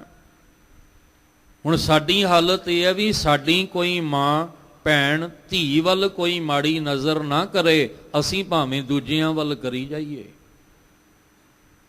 ਜਦੋਂ ਕੋਈ ਸਾਡੀ ਭੈਣ ਮਾਂ ਧੀ ਵੱਲ ਕੋਈ ਮੁਰੀ ਨਜ਼ਰ ਕਰਦਾ, ਸਾਨੂੰ ਤਕਲੀਫ ਬੜੀ ਹੁੰਦੀ ਹੈ। ਅਸੀਂ ਦੂਜਿਆਂ ਦੀਆਂ ਭੈਣਾਂ, ਦੂਜਿਆਂ ਦੀਆਂ ਮਾਵਾਂ, ਦੂਜਿਆਂ ਦੀਆਂ ਧੀਆਂ, ਉਹਨਾਂ ਨੂੰ ਅਸੀਂ ਬਖਸ਼ਦੇ ਕੋਈ ਨਹੀਂ। ਪਰ ਸਾਨੂੰ ਤਾਂ ਗੁਰੂ ਸਾਹਿਬ ਨੇ ਕਿਹਾ ਸੀ, ਤੂੰ ਸਾਰਿਆਂ ਦੀਆਂ ਧੀਆਂ ਨੂੰ ਧੀਆਂ ਕਰਕੇ ਜਾਣਨਾ। ਗੁਰੂ ਕਾ ਖਾਲਸਾ ਹਿੰਦੁਸਤਾਨ ਦੀਆਂ ਧੀਆਂ ਨੂੰ ਛੁਡਾ ਕੇ ਕਿਉਂ ਲਿਆਉਂਦਾ ਹੈ? ਕਿਉਂਕਿ ਉਹਨਾਂ ਨੂੰ ਪਤਾ ਇਹ ਸਾਡੀਆਂ ਧੀਆਂ ਨੇ। ਜਦੋਂ ਭਾਈ ਤਾਰੂ ਸਿੰਘ ਗ੍ਰਿਫਤਾਰ ਹੋਏ, ਉਹਦੀ ਜਵਾਨ ਭੈਣ ਨੂੰ ਵੀ ਨਾਲ ਗ੍ਰਿਫਤਾਰ ਕੀਤਾ। ਪੂਰਾ ਪਿੰਡ ਇਕੱਠਾ ਹੋ ਗਿਆ, ਅਸੀਂ ਆਪਣੇ ਪਿੰਡ ਦੀ ਧੀ ਨੂੰ ਜਾਣ ਨਹੀਂ ਦੇਣਾ। ਭਾਈ ਤਾਰੂ ਸਿੰਘ ਜਿਨ੍ਹਾਂ ਨੇ ਖੋਪਰ ਲਵਾ ਕੇ ਸ਼ਹੀਦੀ ਪਾਈ, ਪਿੰਡ ਇਕੱਠਾ ਹੋ ਗਿਆ। ਤੇ ਅੱਜ ਇੱਕ ਪਿੰਡ ਦੀ ਧੀ ਹੋਵੇ ਤੇ ਪਿੰਡ ਹੀ ਉਹਨਾਂ ਦਾ ਮਜ਼ਾਕ ਉਡਾਉਂਦਾ ਹੈ। ਪੂਰਾ ਪਿੰਡ ਮਹੱਲਾ ਇਕੱਠਾ ਹੋ ਕੇ ਉਹਦੇ ਤੇ ਚਿੱਕੜ ਉਛਾਲਦਾ ਹੈ। ਉਹ ਸੋਚਦਾ ਨਹੀਂ ਵੀ ਇਹ ਸਾਡੀ ਵੀ ਧੀ ਹੈ। ਪਰ ਇੱਕ ਸਮਾਂ ਐਸਾ ਸੀ ਕਿ ਜਦੋਂ ਗੁਰੂ ਕਾ ਖਾਲਸਾ ਧੀਆਂ ਨੂੰ ਭੈਣਾਂ ਨੂੰ ਛੁਡਵਾ ਕੇ ਉਹਨਾਂ ਨੂੰ ਬਾ ਇੱਜ਼ਤ ਸਤਿਕਾਰ ਨਾਲ ਉਹਨਾਂ ਦੇ ਘਰ ਛੱਡ ਕੇ ਆਉਂਦਾ ਸੀ ਵੀ ਧੀਓ ਚਿੰਤਾ ਨਾ ਕਰੋ, ਤੁਸੀਂ ਸਾਡੀ ਧੀਆਂ, ਤੁਸੀਂ ਸਾਡੀ ਭੈਣਾਂ, ਅਸੀਂ ਆਪਣੀਆਂ ਭੈਣਾਂ ਤੇ ਆਂਚ ਨਹੀਂ ਆਣ ਦਿਆਂਗੇ। ਤੇ ਸਾਡੇ ਦਿਮਾਗੀ ਹਾਲਤ ਇਹ ਗਾਉਣ ਵਾਲਿਆਂ ਨੇ ਵੀ ਬੜੀ ਵਿਗਾੜ ਦਿੱਤੀ ਹੈ। ਆ ਛੋਟੇ ਛੋਟੇ ਬੱਚਿਆਂ ਤੋਂ ਸ਼ੁਰੂ ਕਰਾਂ ਤੇ ਜੋਬਨ ਵੇਖ ਲਓ, ਸਾਨੂੰ ਕੀ ਦਿਖਾਇਆ ਜਾ ਰਿਹਾ, ਕੀ ਨਚਾਇਆ ਜਾ ਰਿਹਾ ਹੈ। ਔਰ ਸਾਡੀ ਵੀ ਹਾਲਤ ਕੋਈ ਚੰਗੀ ਨਹੀਂ। ਚਲੋ ਵਿਚਾਰ ਇਦਾਂ ਦੀ ਆਈ ਹੈ ਤੇ ਵਿਚਾਰ ਕਰਨੀ ਵੀ ਜ਼ਰੂਰੀ ਹੈ, ਜਿਹੜਾ ਤੇ ਸਾਨੂੰ ਗੁਰਬਾਣੀ ਨਾਲ ਜੋੜੇ, ਜਿਹੜਾ ਸਾਡੇ ਦਿਮਾਗ ਨੂੰ ਵਾਸ਼ ਕਰੇ, ਸਾਡੇ ਦਿਮਾਗ 'ਚੋਂ ਗੰਦਗੀ ਕੱਢੇ, ਜਿਹੜਾ ਸਾਡੇ ਘਰ 'ਚ ਖੁਸ਼ੀਆਂ ਲੈ ਕੇ ਆਵੇ। ਉਹਨੂੰ ਅਸੀਂ ਕਹਿ ਦਿੰਦੇ ਹਾਂ ਵੀ ਇਹ ਤਾਂ ਮਾਇਆ ਧਾਰੀ ਨੇ, ਇਹ ਤੇ ਮਾਇਆ ਪਿੱਛੇ ਦੌੜਦੇ ਆ, ਇਹ ਰੱਬ ਦਾ ਨਾਮ ਵੇਚਦੇ ਆ। ਤੇ ਜਿਹੜਾ ਆ ਕੇ ਸਾਡੀਆਂ ਧੀਆਂ ਭੈਣਾਂ ਨੂੰ ਸਾਡੇ ਨਾਲ ਬਰਾਬਰ ਖੜਾ ਕੇ ਨਚਾਵੇ, ਜਿੱਥੇ ਕੋਈ ਸ਼ਰਮ ਹਿਆ ਰਹਿ ਹੀ ਨਾ ਜਾਵੇ, ਅਸੀਂ ਉੱਥੇ ਨਵੇਂ ਨੋਟ ਦੀ ਲਿਆ ਕੇ ਗੱਥੀਆਂ ਤੇ ਉਹ ਅਸੀਂ ਲੁਟਾਉਂਦੇ ਹਾਂ। ਤੇ ਜਿਹਦਾ ਕੋਈ ਇਹ ਹਕੀਕਤ ਹੈ, ਚਲੋ ਇਸ ਪਾਸੇ ਗੱਲ ਤੁਰ ਪਈ ਹੈ, ਹਕੀਕਤ ਹੈ। ਜੇ ਕੋਈ ਪੁਰਾਣਾ ਕੋਈ ਫਟਿਆ ਹੋਇਆ ਕੋਈ ਨੋਟ ਹੋਵੇ ਨਾ, ਕਹਿੰਦੇ ਸਾਂਭ ਕੇ ਰੱਖ ਲਓ, ਜਦੋਂ ਧਰਮ ਸਥਾਨ ਤੇ ਜਾਵਾਂਗੇ ਮੱਥਾ ਟੇਕਣ ਦੇ ਕੰਮ ਆਏਗਾ। ਇਦਾਂ ਹੀ ਹੁੰਦਾ ਵੀ ਜੇ ਕਿਤੇ ਵੀ ਨਾ ਚੱਲੇ ਤੇ ਕਹਿੰਦੇ ਇੱਕ ਥਾਂ ਤੇ ਹੈ ਜਿਹੜਾ ਧਰਮ ਅਸਥਾਨ ਹੈ, ਕੋਈ ਵੀ ਹੋਵੇ, ਸਰਬ ਸਾਂਝੇ ਅਸਥਾਨ, ਧਰਮ ਅਸਥਾਨ ਤੇ ਚਲਾਵਾਂਗੇ। ਤੇ ਜਦੋਂ ਲੁਟਾਉਣੇ ਹੋਣ ਧੀਆਂ ਭੈਣਾਂ ਤੋਂ, ਨੱਚਣ ਵਾਲਿਆਂ ਤੋਂ, ਫਿਰ ਬੰਦਾ ਕਹਿੰਦਾ ਨਵੇਂ ਲੈ ਕੇ ਆਓ, ਭਾਵੇਂ 20 ਰੁਪਏ ਵੱਧ 100 ਵੱਧ ਲੱਗ ਜਾਣ, ਪਰ ਲੈ ਕੇ ਨਵੇਂ ਆਉਣੇ ਆ। ਸਾਡੀ ਦਿਮਾਗੀ ਹਾਲਤ ਇਹ ਹੈ, ਸਾਡਾ ਦਿਮਾਗ ਅੰਦਰੋਂ ਕਿੰਨਾ ਕਮਜ਼ੋਰ ਹੋ ਚੁੱਕਾ ਹੈ ਕਿ ਜਿੱਥੇ ਕੋਈ ਸ਼ਰਮ ਹਿਆ ਨਹੀਂ ਰਹੀ, ਅਸੀਂ ਉਹਨਾਂ ਨੂੰ ਇੱਜ਼ਤ ਇੰਨੀ ਜ਼ਿਆਦਾ, ਤੇ ਜਿਹਨੇ ਰੱਬ ਨਾਲ ਜੋੜਨਾ ਸੀ ਉਹਨੂੰ ਬੇਇੱਜ਼ਤ ਕਰਕੇ ਘਰੋਂ ਕੱਢਦੇ ਹਾਂ।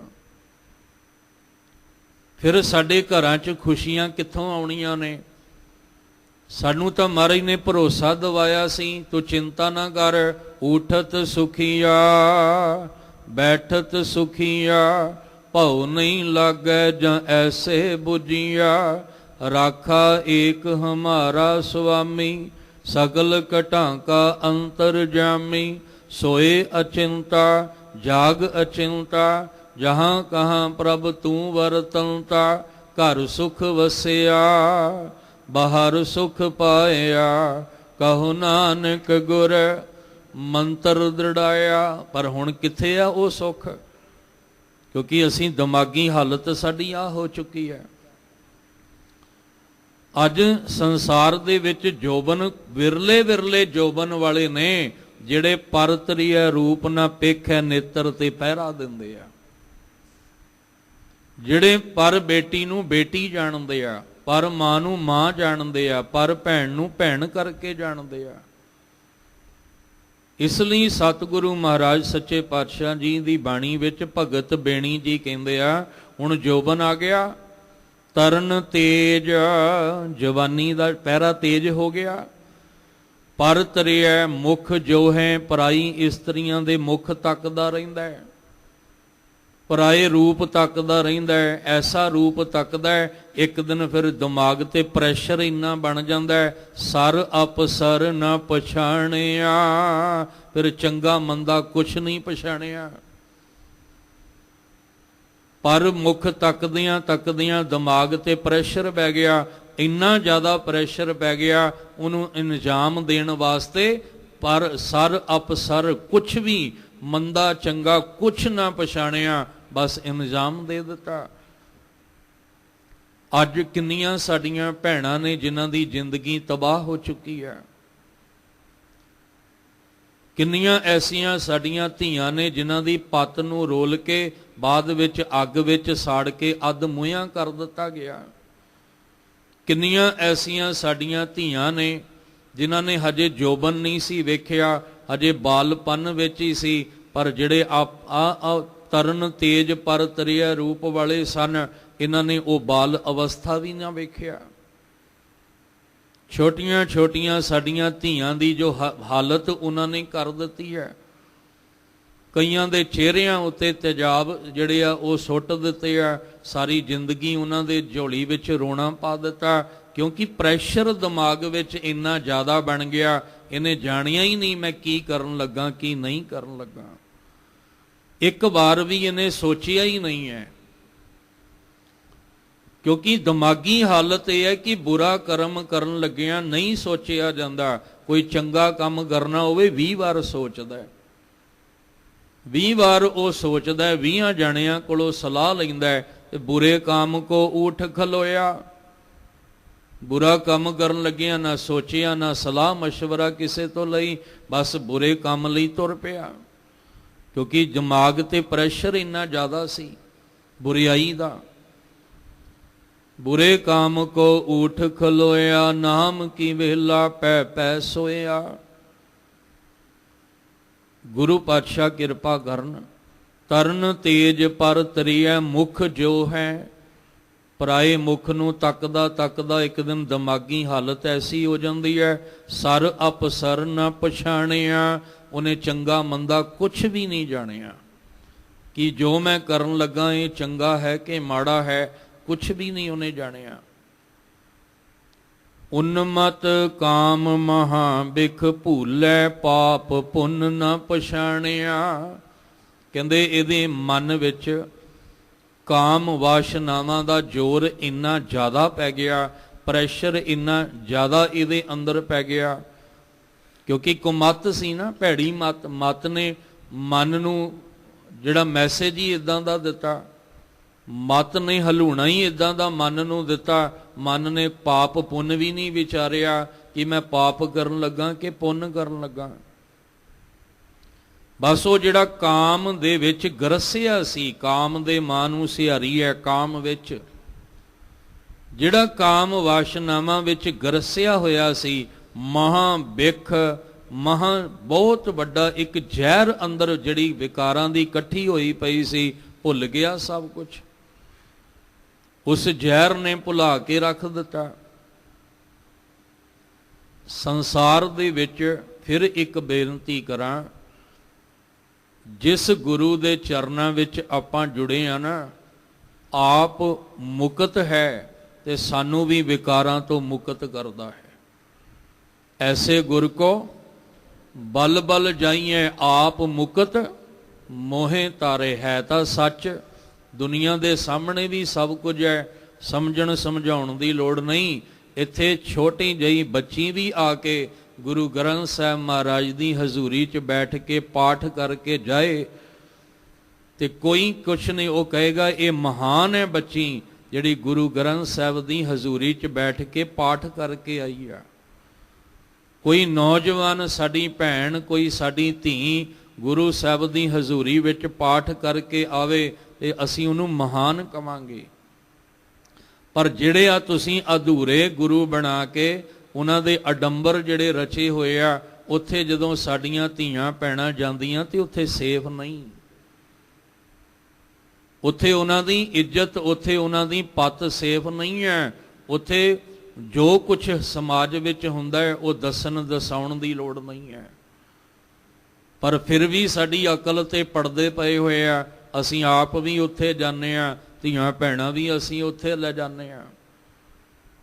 असीं पाक पवित्र अस्थान उत्ते आप भी आइए, अपनियां धीआं अपने भैणां असीं लैके अपने धीआं पुत्रां नूं आइए, ताकि इन्हां दी मत चंगी हो सके। इत्थे ਉਹ मत तैयार कीती जांदी है। भाई सुबेग सिंह, भाई शाहबाज सिंह, भाई सुबेग सिंह दा जवान पुत्र है, भाई शाहबाज सिंह जवान पुत्र। आ तरन तेज जिहड़ी भगत बेणी जी ने गल कीती है, ਇਹ ਕਾਜੀ ਇਹਨਾਂ ਨੂੰ ਪੜ੍ਹਾਉਂਦਾ ਸੀ ਤੇ ਕਾਜੀ ਦਾ ਮਨ ਬੇਈਮਾਨ ਹੋ ਗਿਆ ਵੀ ਮੈਂ ਆਪਣੀ ਧੀ ਦਾ ਨਿਕਾਹ ਇਹਦੇ ਨਾਲ ਕਰਨਾ ਹੈ। ਇੱਕ ਥਾਂ ਤੇ ਇਹ ਵੀ ਲਿਖਿਆ ਕਿ ਕਾਜੀ ਦੀ ਧੀ ਦਾ ਮਨ ਬੇਈਮਾਨ ਹੋ ਗਿਆ ਸੀ ਕਿ ਇਹ ਬੜਾ ਸੁੰਦਰ ਹੈ, ਬੜਾ ਨੌਜਵਾਨ ਗੱਭਰੂ ਹੈ, ਤੇ ਕਿਉਂ ਨਾ ਮੈਂ ਇਹਦੇ ਨਾਲ ਨਿਕਾਹ ਕਰ ਲਵਾਂ। ਪਰ ਉਹਦੇ ਅੰਦਰ ਨਿਤਨੇਮ ਸੀ, ਉਹ ਬਾਣੀ ਤੇ ਬਾਣੀ ਦਾ ਧਾਰਨੀ ਸੀ, ਉਹਦੀ ਮੱਤ ਚੰਗੀ ਸੀ, ਚੰਗੀ ਮੱਤ ਦਾ ਧਾਰਨੀ ਸੀ। ਉਹਨੇ ਆਖਿਆ ਵੀ ਮੈਂ ਆਹ ਕੁਕਰਮ ਨਹੀਂ ਕਮਾ ਸਕਦਾ, ਮੈਂ ਆਪਣੇ ਗੁਰੂ ਤੋਂ ਬੇਮੁਖ ਨਹੀਂ ਹੋਣਾ, ਮੈਂ ਆਪਣੇ ਗੁਰੂ ਨੂੰ ਮੁਖ ਵੀ ਦਿਖਾਉਣਾ ਹੈ। ਧਰਮ ਲਾਏ ਜਬ ਲੇਖਾ ਮੰਗੈ ਕਿਆ ਮੁਖ ਲੈ ਕੇ ਜਾਏਗਾ। ਮੈਂ ਤੇ ਇਹ ਰੋਜ਼ ਪੜ੍ਹਦਾ, ਪਰ ਤੂੰ ਜੋ ਕੁਕਰਮ ਕਰਵਾਉਣਾ ਚਾਹੁੰਦੀ ਆ ਉਹ ਮੇਰੇ ਤੋਂ ਨਹੀਂ ਹੋਣਾ।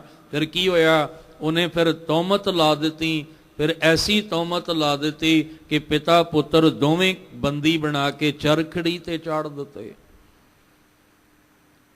ਦੋਵਾਂ ਨੂੰ ਚਰਖੜੀ ਤੇ ਚਾੜ ਕੇ ਸ਼ਹੀਦ ਕਰ ਦਿੱਤਾ ਗਿਆ, ਪਰ ਉਹਨਾਂ ਨੇ ਆਪਣੇ ਆਚਰਣ ਤੇ ਦਾਗ ਨਹੀਂ ਲੱਗਣ ਦਿੱਤਾ। ਉਹਨਾਂ ਨੇ ਆਪਣਾ ਕਰੈਕਟਰ ਜਿਹੜਾ ਉਹ ਮੈਲਾ ਨਹੀਂ ਹੋਣ ਦਿੱਤਾ। ਸਾਨੂੰ, ਅਸੀਂ ਜਿਸ ਗੁਰੂ ਦੇ ਪਿਆਰੇ ਹਾਂ, ਜਿਸ ਗੁਰੂ ਦੇ ਸਿੱਖ ਅਖਾਉਂਦੇ ਹਾਂ, ਸਾਨੂੰ ਵੇਖਣਾ ਚਾਹੀਦਾ ਉਸ ਗੁਰੂ ਦਾ ਜੀਵਨ ਕਿੰਨਾ ਉੱਚਾ ਸੁੱਚਾ ਹੈ। ਜੇ ਅਸੀਂ, ਕਿਉਂਕਿ ਗੁਰੂ ਸਾਹਿਬ ਸਾਨੂੰ ਇਹਨਾਂ ਗਲਤੀਆਂ ਭੁੱਲਾਂ ਤੋਂ ਅਵਗੁਣਾਂ ਤੋਂ ਬਚਾਉਣਾ ਚਾਹੁੰਦੇ ਆ। ਭਗਤ ਬੇਣੀ ਜੀ ਕਹਿੰਦੇ ਹੋਇਆ ਕਿ ਤਰਨ ਤੇਜ ਪਰ ਤਰਿਆ ਮੁਖ ਜੋ ਹੈ, ਸਰ ਅਪਸਰ ਨਾ ਪਛਾਣਿਆ, ਨਹੀਂ ਪਛਾਣਿਆ।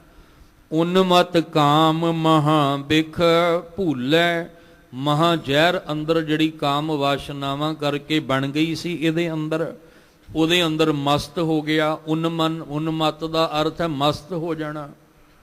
ਅੰਦਰ ਖੁਮਾਰੀ ਬਣ ਗਈ, ਮਸਤੀ ਅੰਦਰ ਜਿਹੜੀ ਸੀ ਉਹ ਬਣ ਗਈ। ਉਸ ਮਸਤੀ ਦੇ ਵਿੱਚ ਫਿਰ ਇਹਨੇ ਕੀ ਕੀਤਾ, ਪਾਪ ਪੁੰਨ ਨਾ ਪਛਾਣਿਆ। ਪਹਿਲਾਂ ਚੰਗਾ ਮੰਦਾ ਨਹੀਂ ਪਛਾਣਿਆ, ਫਿਰ ਇਹਨੇ ਪਾਪ ਪੁੰਨ ਨਹੀਂ ਪਛਾਣਿਆ। ਤੇ ਸਾਨੂੰ ਇਹੋ ਜਿਹੇ ਪਾਪ ਪੁੰਨ ਦੀ ਗੱਲ ਹੀ ਨਹੀਂ ਕੀਤੀ ਗਈ। ਸਾਨੂੰ ਆਖਿਆ ਵੀ ਆਹ ਥਾਂ ਤੇ ਜੇ ਤੁਸੀਂ ਆਹ ਦਾਨ ਨਹੀਂ ਕਰੋਗੇ ਤੇ ਪੁੰਨ ਨਹੀਂ ਲੱਗੇਗਾ, ਜੇ ਤੁਸੀਂ ਧਰਮ ਸਥਾਨ ਤੇ ਆਹ ਨਹੀਂ ਕਰੋਗੇ ਤੇ ਪਾਪ ਲੱਗੇਗਾ। ਸਾਨੂੰ ਇਹ ਪਾਪ ਪੁੰਨ 'ਚ ਉਲਝਾ ਦਿੱਤਾ। ਜੇ ਅਸੀਂ ਦੇਖੋ, ਇੱਕ ਅੱਗੇ ਵੀ ਜ਼ਿਕਰ ਕੀਤਾ ਸੀ ਕਿ ਜੇ ਅਸੀਂ ਗੁਰੂ ਸਾਹਿਬ ਜੀ ਦੀ ਬਾਣੀ ਦਾ ਪਾਠ ਕੀਤਾ, ਮੰਨ ਲਓ ਸਹਿਜ ਪਾਠ ਹੀ ਕੀਤਾ, ਤੇ ਜੇ ਅਸੀਂ ਰੁਮਾਲਾ ਸਾਹਿਬ ਨਹੀਂ ਦਿੱਤਾ ਤੇ ਪਾਪ ਲੱਗੇਗਾ, ਤੇ ਜੇ ਅਸੀਂ ਰੁਮਾਲਾ ਸਾਹਿਬ ਦੇ ਦਿੱਤਾ ਤੇ ਪੁੰਨ ਲੱਗੇਗਾ। ਆਹ ਪਾਪ ਪੁੰਨ 'ਚ ਫਸਾ ਦਿੱਤਾ। ਅਸਲ 'ਚ ਪਾਪ ਪੁੰਨ ਤੇ ਆ ਸੀ, ਆਹ ਵਾਲਾ ਪੁੰਨ ਅਸੀਂ ਖੱਟਣਾ ਸੀ ਕਿ ਪਰ ਬੇਟੀ ਕੋ ਬੇਟੀ ਜਾਣੇ, ਇਹ ਪੁੰਨ ਸੀ ਸਭ ਤੋਂ ਵੱਡਾ। ਪਰ ਮਾਤ ਕੋ ਮਾਤ ਵਖਾਨੇ, ਇਹ ਪੁੰਨ ਸੀ ਸਭ ਤੋਂ ਵੱਡਾ। ਤੇ ਸਾਨੂੰ ਆਖਿਆ ਵੀ ਜੇ ਕਿਸੇ ਦੀ ਧੀ ਭੈਣ ਮਾਂ ਵੱਲ ਭੈੜੀ ਨਜ਼ਰ ਰੱਖਣੀ, ਇਹ ਸਭ ਤੋਂ ਵੱਡਾ ਪਾਪ ਸੀ। ਕਿਸੇ ਨੂੰ ਜੋੜਨਾ ਪੁੰਨ ਹੈ, ਕਿਸੇ ਨੂੰ ਤੋੜਨਾ ਪਾਪ ਹੈ। ਪਰ ਸਾਨੂੰ ਕਿਹੜੇ ਪਾਪ ਪੁੰਨ 'ਚ ਉਲਝਾ ਦਿੱਤਾ ਗਿਆ, ਆਹ ਵਾਲੇ ਵੀ ਤੁਸੀਂ ਆਹ ਨਾ ਕੀਤਾ ਤੇ ਪਾਪ ਲੱਗੇਗਾ, ਆਹ ਨਹੀਂ ਕੀਤਾ ਤੇ ਪੁੰਨ ਲੱਗੇਗਾ। ਅਸੀਂ ਇੱਥੇ ਹੀ ਅਟਕ ਕੇ ਰਹਿ ਗਏ। ਜਿਹੜਾ ਪਾਪ ਪੁੰਨ ਅਸਲ ਸੱਚਾਈ ਸੀ ਉਹ ਸਾਡੇ ਸਾਹਮਣੇ ਨਹੀਂ ਆਈ, ਅਸੀਂ ਸਮਝੇ ਹੀ ਨਹੀਂ। ਭਗਤ ਬੇਣੀ ਜੀ ਨੇ ਉਹ ਪਾਪ ਪੁੰਨ ਦਾ ਜ਼ਿਕਰ ਕੀਤਾ ਵੀ ਆਹ ਪਾਪ ਪੁੰਨ ਹੈ ਜਿਹੜਾ ਤੂੰ ਵਿਸ਼ੇ ਵਿਕਾਰਾਂ ਦੀ ਜ਼ਹਿਰ ਵਿੱਚ ਗਲਤਾਨ ਹੋ ਕੇ ਕਰਮ ਕੀਤਾ, ਉੱਥੇ ਤੂੰ ਪਾਪ ਪੁੰਨ ਵਿਚਾਰਿਆ ਹੀ ਨਹੀਂ। ਸੁਤ ਸੰਪਤ ਦੇਖ ਏ ਮਨ ਗਰਬਿਆ, ਰਾਮ ਹਿਰਦੈ ਤੈ ਖੋਇਆ। ਆ ਪਾਪ ਕੀਤਾ ਤੂੰ ਸੁਤ ਪੁੱਤਰ ਧੀਆਂ ਵੱਲ ਵੇਖ ਕੇ, ਸੰਪਤੀ ਵੱਲ ਵੇਖ ਕੇ ਮਨ ਵਿੱਚ ਗਰਵ ਕਰ ਲਿਆ, ਹੰਕਾਰ ਕਰ ਲਿਆ ਵੀ ਮੇਰੇ ਪੁੱਤਰ ਮੇਰੇ ਨਾਲ ਖਲੋਤੇ ਆ, ਮੇਰਾ ਕੋਈ ਕੀ ਵਿਗਾੜ ਲੇਗਾ, ਮੇਰੇ ਕੋਲ ਧਨ ਸੰਪਤੀ ਇੰਨੀ ਜ਼ਿਆਦਾ ਹੈ, ਮੇਰਾ ਕੋਈ ਕੀ ਕਰ ਲੇਗਾ। ਕਹਿੰਦੇ ਸੁੱਤ ਸੰਪਤ ਦੇ ਤੱਤੇ ਨੂੰ ਸਿਹਾਰੀ ਲੱਗੀ ਹੈ। ਸੰਪਤੀ ਦੇਖ ਕੇ, ਆਪਣੇ ਪੁੱਤਰ ਤੇ ਆਪਣੀ ਸੰਪਤੀ ਨੂੰ ਵੇਖ ਕੇ ਇਹ ਮਨ ਗਰਬਿਆ, ਇਹ ਮਨ ਗਰਭ ਹੰਕਾਰ ਦੇ ਵਿੱਚ ਆ ਗਿਆ। ਰਾਮ ਹਿਰਦੈ ਤੈ ਖੋਇਆ। ਜਦੋਂ ਹੰਕਾਰ ਆ ਜਾਏਗਾ ਨਿਰੰਕਾਰ ਚਲਾ ਜਾਏਗਾ, ਤੇ ਜਦੋਂ ਨਿਰੰਕਾਰ ਦਾ ਨਾਮ ਆਏਗਾ ਤੇ ਉਦੋਂ ਹੰਕਾਰ ਚਲਾ ਜਾਏਗਾ। ਜਬ ਹਮ ਹੋਤੇ ਤਬ ਤੂੰ ਨਹੀਂ, ਅਬ ਤੂੰ ਹੀ ਮੈਂ ਨਹੀਂ। ਤੇ ਜਦੋਂ ਹੰਕਾਰ ਅੰਦਰ ਆ ਗਿਆ, ਰਾਮ ਹਿਰਦੈ ਤੇ ਖੋਇਆ, ਹਿਰਦੇ ਵਿੱਚੋਂ ਰਾਮ ਦਾ ਨਾਮ ਵਿਸਰ ਗਿਆ। ਪਰਮਾਤਮਾ ਦਾ ਨਾਮ ਜਿਹੜਾ ਸੀ ਉਹ ਹਿਰਦੇ ਵਿੱਚੋਂ ਵਿਸਰ ਗਿਆ। ਕਹਿਣ ਲੱਗੇ ਤੂੰ ਮੂੜਿਆ ਬਾਅਦ ਵਿੱਚ ਪਛਤਾਵੇਂਗਾ। ਇਹ ਜੋ ਤੂੰ ਕਾਮ ਵਾਸ਼ਨਾ 'ਚ ਬੱਧਾ ਹੋਇਆ ਕਰਮ ਕਰ ਰਿਹਾ ਹੈ, ਔਰ ਜਿਹੜਾ ਤੂੰ ਇਹ ਹੰਕਾਰ ਦੇ ਵਿੱਚ ਆ ਕੇ ਕਰਮ ਕਰ ਰਿਹਾ, ਤੈਨੂੰ ਸਿਰਫ ਪਛਤਾਵੇ ਤੋਂ ਬਿਨਾ ਹੋਰ ਕੁਛ ਨਹੀਂ ਮਿਲੇਗਾ। ਅਵਰ ਮਰਤ ਮਾਇਆ ਮਨ ਤੋਲੇ, ਤੋ ਭਗ ਮੁਖ ਜਨਮ ਵਿਗੋਇਆ। ਤੂੰ ਆਪਣਾ ਜਨਮ ਬੇਅਰਥ ਹੀ ਗਵਾ ਰਿਹਾ ਹੈ। ਤੂੰ ਆਪਣਾ ਜਨਮ ਇਸੇ ਤਰ੍ਹਾਂ ਗਵਾ ਲੇਗਾ। ਅਵਰ ਮਰਤ, ਕੋਈ ਮਰ ਗਿਆ, ਕੋਈ ਪਰਿਵਾਰ ਵਿੱਚੋਂ ਕੋਈ ਜੀ, ਕੋਈ ਭਰਾ, ਕੋਈ ਚਲਾ ਗਿਆ ਘਰ ਵਿੱਚੋਂ। ਉਹਦੀ ਜਿੰਨੀ ਵੀ ਸੰਪਤੀ ਸੀ ਨਾ, ਉਹਦੇ ਮਰਨ ਤੋਂ ਬਾਅਦ ਦੁੱਖ ਨਹੀਂ ਹੋਇਆ ਵੀ ਇਹ ਕਿਉਂ ਚਲਾ ਗਿਆ, ਸਗੋਂ ਇਹ ਮਨ ਵਿੱਚ ਆਇਆ ਵੀ ਇਹਦੇ ਜਾਇਦਾਦ ਦੇ ਹਿੱਸੇ ਹੋਣਗੇ ਤੇ ਮੈਨੂੰ ਕਿੰਨਾ ਹਿੱਸਾ ਆਏਗਾ, ਵੀ ਇਹਦੀ ਜਾਇਦਾਦ ਜਿਹੜੀ ਹੈ ਮੈਂ ਇਹਦੇ ਰਿਸ਼ਤੇਦਾਰ ਹਾਂ, ਮੇਰਾ ਵੀ ਇੱਕ ਹਿੱਸਾ ਇਹਦੇ ਵਿੱਚੋਂ ਬਣੇਗਾ। ਤੇ ਉਹ ਖਿਆਲ, ਬਾਕੀ ਸਾਰੇ ਧਾਹਾਂ ਮਾਰ ਕੇ ਰੋ ਰਹੇ ਆ, ਸੰਸਕਾਰ ਹੋ ਰਿਹਾ ਕਿ ਇਹ ਚਲਾ ਗਿਆ, ਪਰ ਇਹ ਇਸ ਲਈ ਅੰਦਰ ਫੁਰਨੇ ਬਣਾ ਰਿਹਾ ਕਿ ਜਿਹੜਾ ਚਲਾ ਗਿਆ ਇਹਦੀ ਜਾਇਦਾਦ ਵਿੱਚੋਂ ਮੈਨੂੰ ਕਿੰਨਾ ਹਿੱਸਾ ਮਿਲੇਗਾ, ਇਹ ਸੋਚ ਰਿਹਾ ਹੈ। ਕਹਿੰਦੇ ਅਵਰ ਮਰਤ ਮਾਇਆ ਮਨ ਤੋਲੇ, ਮਨ ਵਿੱਚ ਤੋਲ ਰਿਹਾ ਹੈ, ਮਨ ਵਿੱਚ ਮਾਇਆ ਵੀ ਇਹਦੀ ਸੰਪਤੀ ਦਾ ਕਿੰਨਾ ਹਿੱਸਾ, ਇਹਨੇ ਧਨ ਇਹਨੇ ਇਕੱਠਾ ਕੀਤਾ, ਉਹਦਾ ਕਿੰਨਾ ਹਿੱਸਾ ਮੇਰੇ ਕੋਲ ਆਏਗਾ। ਮਨ ਤੋਲੇ ਤੋ ਭਗ ਮੁਖ ਜਨਮ ਵਿਗੋਇਆ। ਤੂੰ ਆਪਣਾ ਮੁਖ ਇਸ ਪਾਸੇ ਮਨ ਦਾ ਕਰਕੇ, ਮਨ ਵਿੱਚ ਇਸ ਤਰ੍ਹਾਂ ਦੇ ਖਿਆਲ ਲਿਆ ਕੇ, ਭਗਤ ਬੈਣੀ ਜੀ ਕਹਿੰਦੇ ਜਨਮ ਗਵਾ ਰਿਹਾ ਤੂੰ ਆਪਣਾ। ਤੂੰ ਆਪਣਾ ਜਨਮ ਅਕਾਰਤ ਹੀ ਗਵਾ ਰਿਹਾ, ਕਿਉਂਕਿ ਜੇ ਤੂੰ ਸੋਚਦਾ ਵੀ ਮੈਨੂੰ ਹਿੱਸਾ ਕਿੰਨਾ ਮਿਲੇਗਾ, ਚਲੋ ਮਿਲ ਵੀ ਗਿਆ ਤੈਨੂੰ ਜੇ ਕੁਛ ਗੱਜ ਕੁਝ ਕਿੱਲੇ ਤੈਨੂੰ ਜ਼ਮੀਨ ਦੇ ਮਿਲ ਵੀ ਗਏ, ਧਨ ਸੰਪਤੀ ਵੀ ਮਿਲ ਗਈ, ਪਰ ਜਾਣਾ ਤੇ ਫਿਰ ਵੀ ਖਾਲੀ ਹੱਥੀ ਹੈ। ਨਾਂਗੇ ਆਵਨ ਨਾਂਗੇ ਜਾਣਾ, ਪ੍ਰਾਣੀ ਕਿਆ ਮੇਰਾ ਕਿਆ ਤੇਰਾ, ਜੈਸੇ ਤਰਵਰ ਪੰਖ ਬਸੇਰਾ। ਇਸ ਲਈ ਆਪਣਾ ਜਨਮ ਇਸ ਪਾਸੇ ਮਨ ਨੂੰ ਲਾ ਕੇ ਨਾ ਗਵਾਈਏ, ਚੰਗੀ ਸੋਚ ਦੇ ਧਾਰਨੀ ਬਣੀਏ, ਚੰਗੀ ਮੱਤ ਦੇ ਧਾਰਨੀ ਬਣੀਏ, ਚੰਗਾ ਆਚਰਣ ਚੰਗਾ ਕਰੈਕਟਰ ਆਪਣਾ ਬਣਾਈਏ। ਉਹ ਤਾਂ ਹੋਏਗਾ ਜੇ ਚੰਗੀ ਸੱਚੀ ਬਾਣੀ ਨਾਲ ਜੁੜਾਂਗੇ, ਸੱਚੀ ਬਾਣੀ ਦਾ ਅਭਿਆਸ ਜਦੋਂ ਅਸੀਂ ਕਰਾਂਗੇ। ਨਹੀਂ ਤਾਂ ਫਿਰ ਪਛਤਾਵੇਂਗਾ ਮੂੜਿਆ, ਤੂੰ ਕਵਨ ਕੁਮਤ ਭਰਮ ਲਾਗਾ। ਤੂੰ ਭਰਮ ਭੁਲੇਖੇ ਵਿੱਚ ਕਿਹੜੇ ਰਾਹ ਤੁਰ ਪਿਆ, ਇਸ ਰਾਹ ਤੁਰਿਆਂ ਪਛਤਾਵੇ ਤੋਂ ਸਿਵਾ ਹੋਰ ਤੈਨੂੰ ਕੁਛ ਵੀ ਨਹੀਂ ਮਿਲਣਾ। ਇਸ ਲਈ ਅਰਦਾਸ ਕਰ, ਹਮ ਅੰਧਲੇ ਅੰਧ ਬਿਖੈ ਬਿਖ ਰਾਤੇ, ਕਿਉਂ ਚਾਲੈ ਗੁਰ ਚਾਲੀ, ਸਤਿਗੁਰ ਦਇਆ ਕਰੇ ਸੁਖ ਦਾਤਾ, ਹਮ ਲਾਵੈ ਆਪਨ ਪਾਲੀ। ਅਰਦਾਸ ਕਰੋ ਕਿ ਮਾਲਕ ਜੀ, ਭਾਵੇਂ ਬਚਪਨ ਹੈ, ਜੋਬਨ ਹੈ, ਬੜੇਪਾ ਹੈ, ਸਾਡੇ ਤੇ ਇੱਕ ਮਿਹਰ ਕਰ ਦਿਓ, ਆਪਣੇ ਘਰ ਦੇ ਗੋਲੇ ਬਣਾ ਲਓ ਤੇ ਬਣਾ ਕੇ ਰੱਖ ਲਓ, ਤਾਂ ਕਿ ਇਹ ਵਿਸ਼ੇ ਵਿਕਾਰਾਂ ਦੀ ਗੰਦਗੀ ਸਾਡੇ ਅੰਦਰ ਪੈਦਾ ਨਾ ਹੋ ਸਕੇ।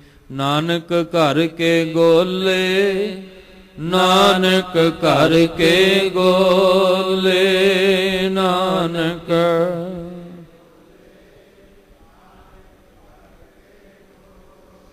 ਨਾਨਕ ਘਰ ਕੇ ਗੋਲੇ, ਨਾਨਕ ਘਰ ਕੇ ਗੋਲੇ।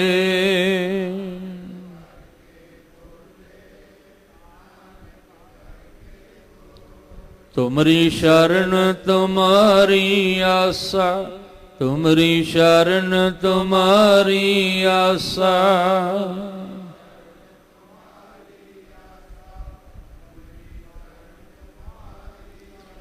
ਤੁਮ ਹੀ ਸੱਜਣ ਸੋਹੇਲੇ, ਤੁਮ ਹੀ ਸੱਜਣ ਸੋਹੇਲੇ।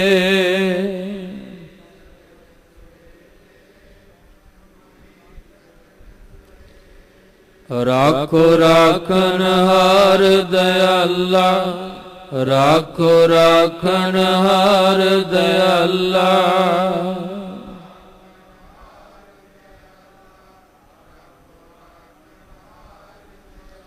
ਨਾਨਕ ਘਰ ਕੇ ਗੋਲੇ, ਨਾਨਕ ਘਰ ਕੇ ਗੋਲੇ।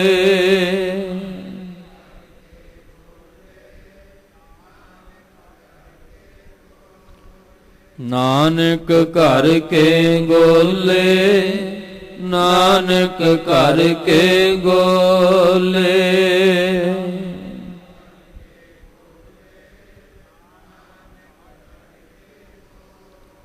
ਅਰਦਾਸ ਕਰੀਏ, ਮਾਲਕ ਜੀ ਸਾਨੂੰ ਵਿਕਾਰਾਂ ਤੋਂ ਬਚਾ ਕੇ ਰੱਖਣ, ਤਾਂ ਕਿ ਅਸੀਂ ਆਪਣਾ ਜੀਵਨ, ਆਪਣਾ ਆਚਰਣ ਉੱਚਾ ਸੁੱਚਾ ਬਣਾ ਕੇ ਲੋਕ ਸੁਖੀਏ, ਪ੍ਰਲੋਕ ਸੁਹੇਲੇ ਨਾਨਕ ਹਰ ਪ੍ਰਭ ਆਪੇ ਮੇਲੇ ਵਾਲਾ ਬਣਾ ਸਕੀਏ। ਅੱਜ ਦੀ ਵਿਚਾਰਾਂ ਕਰਦਿਆਂ ਬੇਅੰਤ ਭੁੱਲਾਂ ਹੋਈਆਂ ਸਤਿਗੁਰੂ ਬਖਸ਼ ਦੇਣ।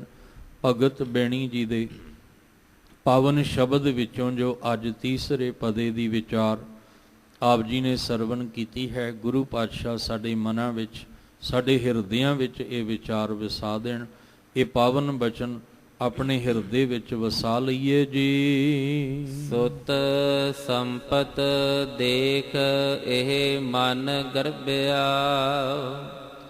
ਰਾਮ ਹਿਰਦੈ ਤੇ ਖੋਇਆ। ਅਵਰ ਮਰਤ ਮਾਇਆ ਮਨ ਤੋਲੇ, ਤਉ ਭਗ ਮੁਖ ਜਨਮ ਵਿਗੋਇਆ।